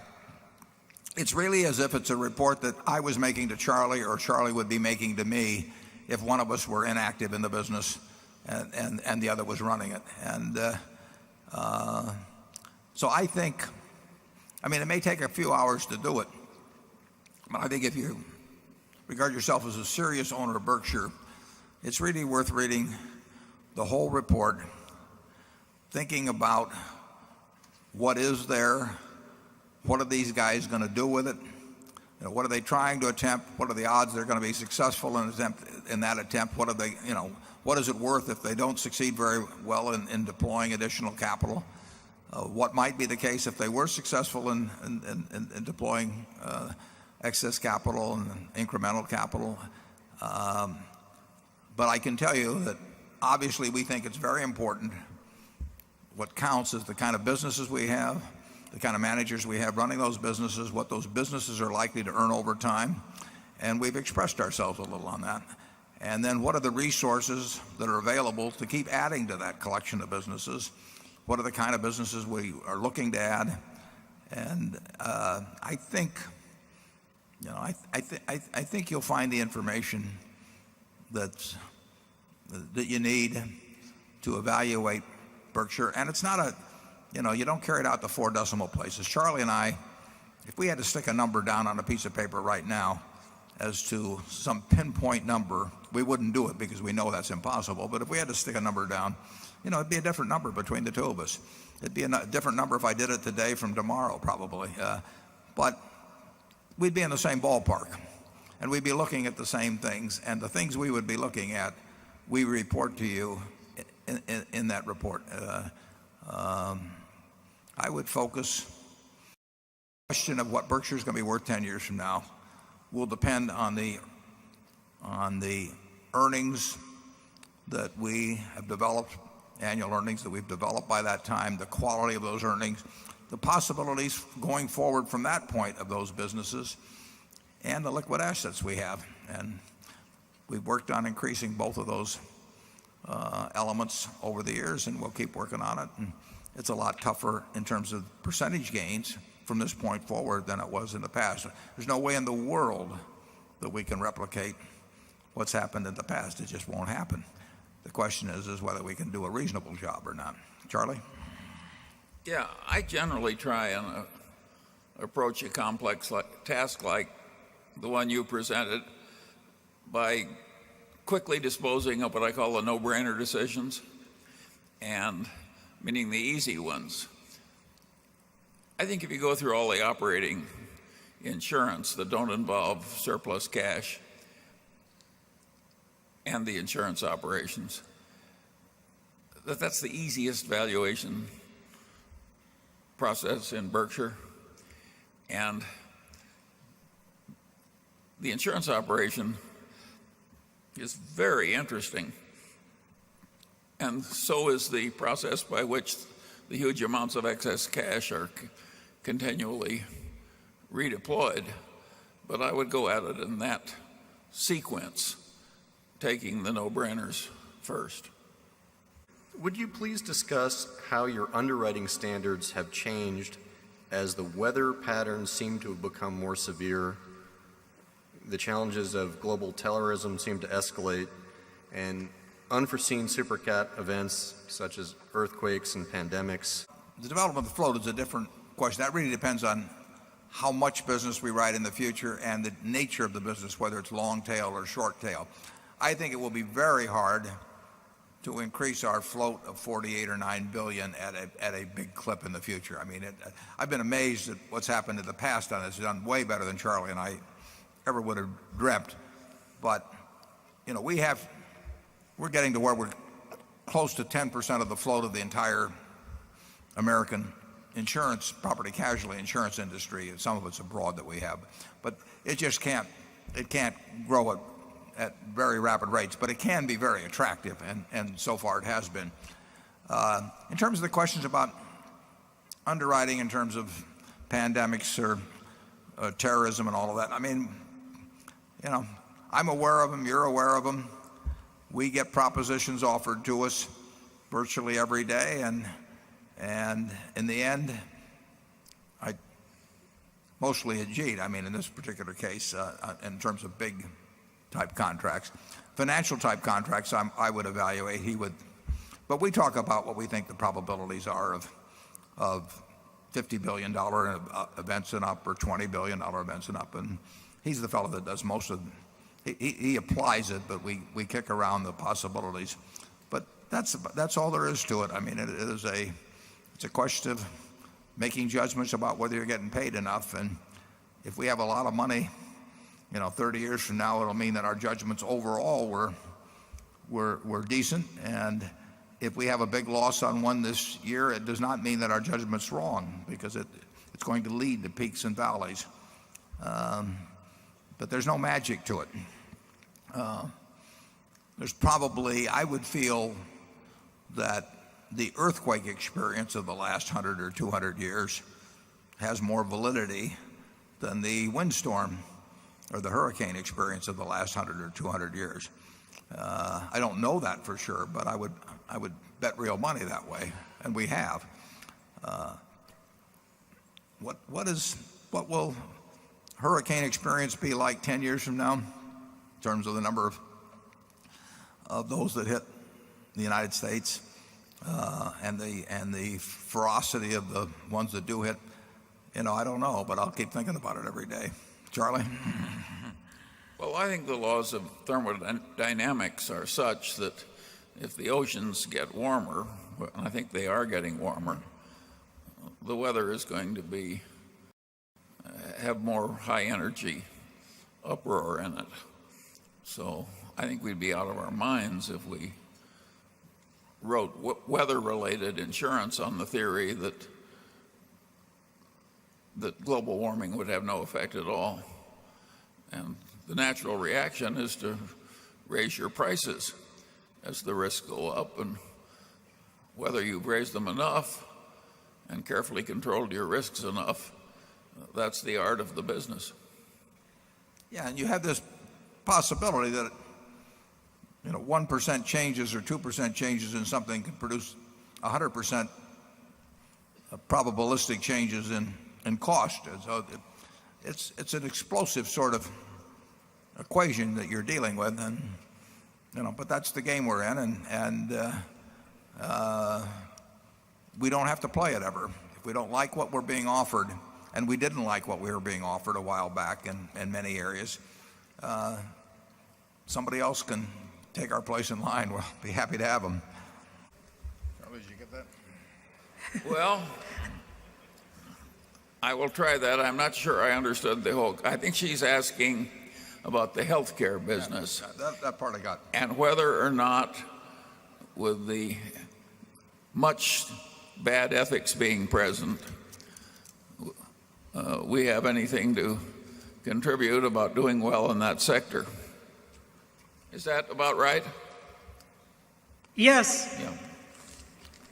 No, Now I understand the question. It's still yours. I'd be glad to answer it, but I'm eating candy at the moment. That has tended to go into the too hard pile at Berkshire.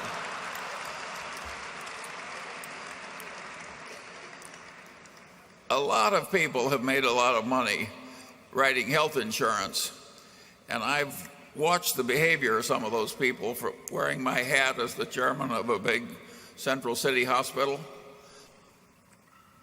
And you were right, there's a lot of bad ethics in healthcare. There's also a lot of good ethics. It's a very, very complex field with a lot of change, a lot of technological differences. And in terms of investments, I think the policy has generally been that it all goes into the too hard pile. We don't, unless Warren has some thing he's keeping secret from me. No, we have not owned much in healthcare. My only expertise is in diet.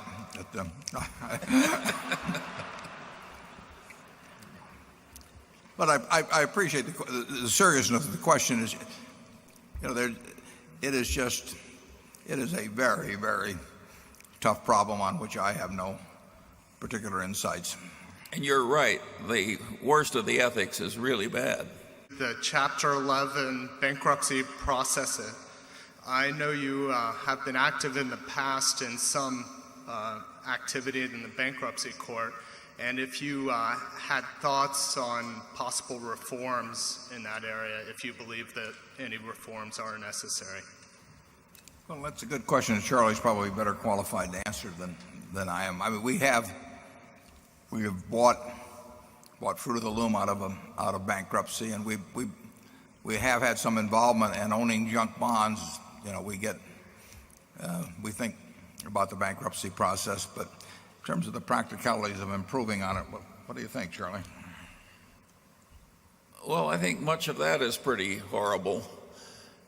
You have a competition there where the courts themselves have gone into bidding contests to get bankruptcy business attracted, meaning that there are various courts that can handle bankruptcy cases, and they have found that if they develop a culture where they overpay a lot of people egregiously, they can attract more business. Lawyers, trustees, consultants, et cetera, et cetera. I find this so unpleasant to watch that I don't pay as much attention to bankruptcy as I probably should. You know, I'm an old man and I don't like to have an upset stomach. Well, we look at least I do. I'm not sure about Charlie, but bankruptcies will be something that we will, one way or another, over the next 20 years, we'll have various ways of participating in. We bought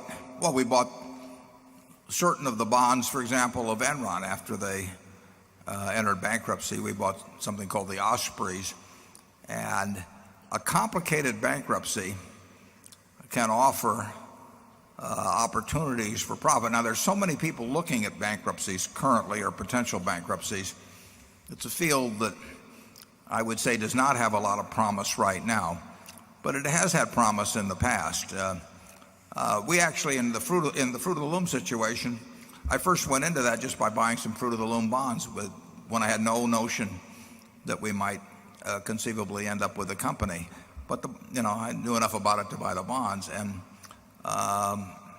Enron comes along and it's a big mess. The Penn Central came along 20 odd years ago and it was a big mess, and there was a lot of money made in the Penn Central simply because it was such a complicated mess. So anytime there's something big, complicated, there's certainly a good chance of mispricing. Now, lately the mispricing may be more on the high side than on the low side, but over time you're going to find there will be some attractive things to do in bankruptcy situations. We've had other bankruptcy situations where we've gotten involved in the process and then been outbid. It happened at Burlington and happened at Sitel, but we owned all the bonds at Sitel, so we came out fine. It's something to understand if you're in the business of buying investments or businesses. And I would say that, if we're around for another 10 or 15 years, that we'll do something or other, maybe substantial, in the bankruptcy field. The Enrons, the payment's still being made in various ways, but the Ospreys, which were kind of a complicated situation, the whole thing was complicated, but we didn't buy at the bottom or anything like that, but we considerably more than tripled our money in something that you could have put a fair amount of money in. So they can be interesting. Charlie, do you want to? Well, I remember the Eastern Airlines bankruptcy, where there were a lot of employees and communities that would have been affected. And the courts in that case, I would say, abused the senior creditors horribly. And so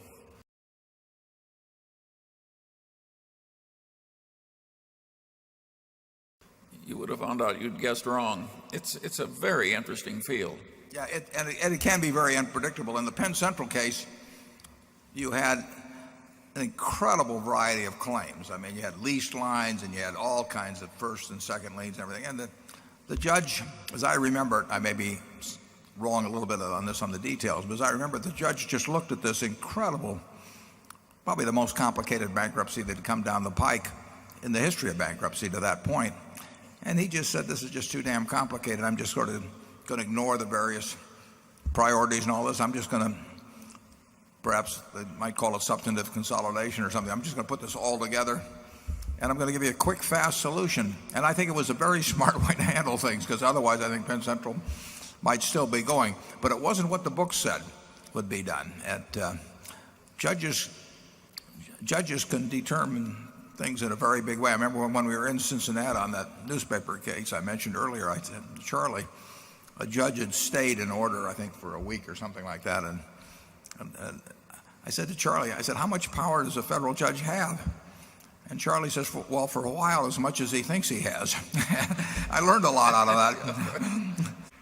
What are your thoughts on the short and long-term fit for P&G's pharmaceutical business? For just the pharmaceutical business, or did you say? Or? Long-term growth of P&G as a whole. As a whole, yeah. Well, I think it's clear that P&G is a consumer powerhouse of sorts, and I think Gillette in its field, they had just about as strong a consumer position as anybody will ever have, and when you get into blades and razors, stronger than most of the P&G brands, strong as they may be. And I do think that the big retailers are becoming, and more so all the time, brands of their own, and there's more and more concentration going on. So I think the struggle between the manufacturers of brands and retailers will go on and on and on and become more intensified. So I would think if I were on either side of that equation, I would want to be strengthening my hand. And I think the future of both Gillette and P&G are better as a combined enterprise than they would have been as a separate enterprise. And I think that's particularly true because of the strengths of the Walmarts and the Costcos and you name it around the world. I don't know. How do you see it, Charlie? He also wants you to tell him how P&G will be affected by its pharmaceutical business. I don't know a thing about that. That makes two of us.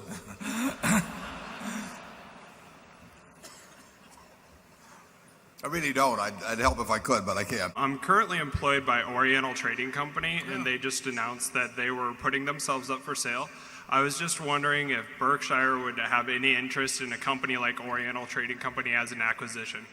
That's interesting, Ed. I didn't know they'd put themselves up for sale, but I looked at it whenever it was 4 or 5 years ago when Terry Watanabe sold it. And I haven't really followed it since then, but just from listening to what you say, and I have no knowledge of it at all, but it sounds to me as if some private group bought it and now they're reselling it. And we get approached on that sort of thing all the time, where a financial group has bought the business and then wants to resell it fairly quickly, and they almost invariably, I would say, auction the business. They seek what they call a strategic buyer. A strategic buyer is some guy that pays too much because, and he wants to justify it, so he says it's strategic. I mean, I have never understood being a strategic buyer. Every time somebody calls me up and says, we think maybe you're the logical strategic buyer for that, I hang up faster than Charlie would. I'm not talking to the specifics of this one at all because I really don't know on Oriental Trading. But the idea that we're going to find a business to buy from some guy who from the moment he bought it a few years ago has been thinking, how do I get out of this thing? What do I do to make it have those figures for a couple of years, look a certain way so that I can get the maximum amount in a couple of years? That we're just not going to make any attractive buys there. We won't trust the figures. What we like is a business where the guy before was running with the idea of running it 100 years and taking care of the business in every way possible and was not contemplating sale, but for one reason or another finally needs to monetize the company. We will not get any sensible buys really from the resellers. It's amazing to me what's going on. Some of these things, literally, Fund A is selling to Fund B, to Fund C. I mean, I've seen some that changed hands 3 or 4 times. They're just marking them up, and everybody's getting they're getting 20% of the profits as they mark it up. And probably Fund C or Fund D, it may be owned by the same pension funds that own Fund A, except that everybody's just taking a big 20% slice out of it every time they move it from one place to another. We're not buyers of anything the financial buyers have been in and currently own. Charlie? In the 1930s, there was a stretch when with certain kinds of real estate, you could borrow more against the real estate than you could sell it for. And I think that's happened in some of these private equity deals. And it's weird. It's weird. This is not our field. If you look at the income on assets, the U.S. investors are still in a net positive position. They went negative in the last quarter, actually. Oh, excuse me. Okay, so it's been close. So I guess my question is, do these facts influence your concern or maybe mitigate your concern about the current account deficit? And the second part of the question is, do you have any cultural reasons why the U.S. should earn more on investments abroad than foreign investors earn on domestic investments? How do you reconcile your views with gambling versus the insurance industry? Well, gambling, I think the distinction that usually is made is that gambling involves creating risks that don't need to be created. I mean, if you want to go out and gamble on where a little ball is going to fall on a wheel that's revolving, that is not something that is a created risk. Whereas if you've got a home or a business, on a coastal area, the risk is there. It wasn't created intentionally. I mean, you can say you build in that place, and then the question is who bears it. So there's a transfer of, in the case of cat coverage, large existing risks as opposed to the creation of a risk that is not required. I mean, you can watch a football game without betting on it, but you can't live in a house, on a Florida coast without having a risk that your entire investment disappears. So that's the distinction, basically. I hope you're right that the house wins in both cases. And Charlie? Well, I don't think I can add to that either. The whole concept of the house advantage is a very interesting one in modern commerce. A lot of the investment management operations, which were not ordinarily spoken of in the past in croupier terms, but the terms of a lot of private equity investment now, I think the proprietors of the partnerships are taking a house edge that looks a lot like the rake of the croupier in Monte Carlo, except it's bigger. Is there anyone we've forgotten to insult? I'll make sure we don't miss anyone here. What are your thoughts on the issue of illegal naked short selling? As you may know, I have a friend that's been fairly outspoken on that, and from our standpoint, we have no objection to anybody selling Berkshire short at all. The more shorts, the better, because they have to buy the stock later on, and some of our shareholders may make some money lending.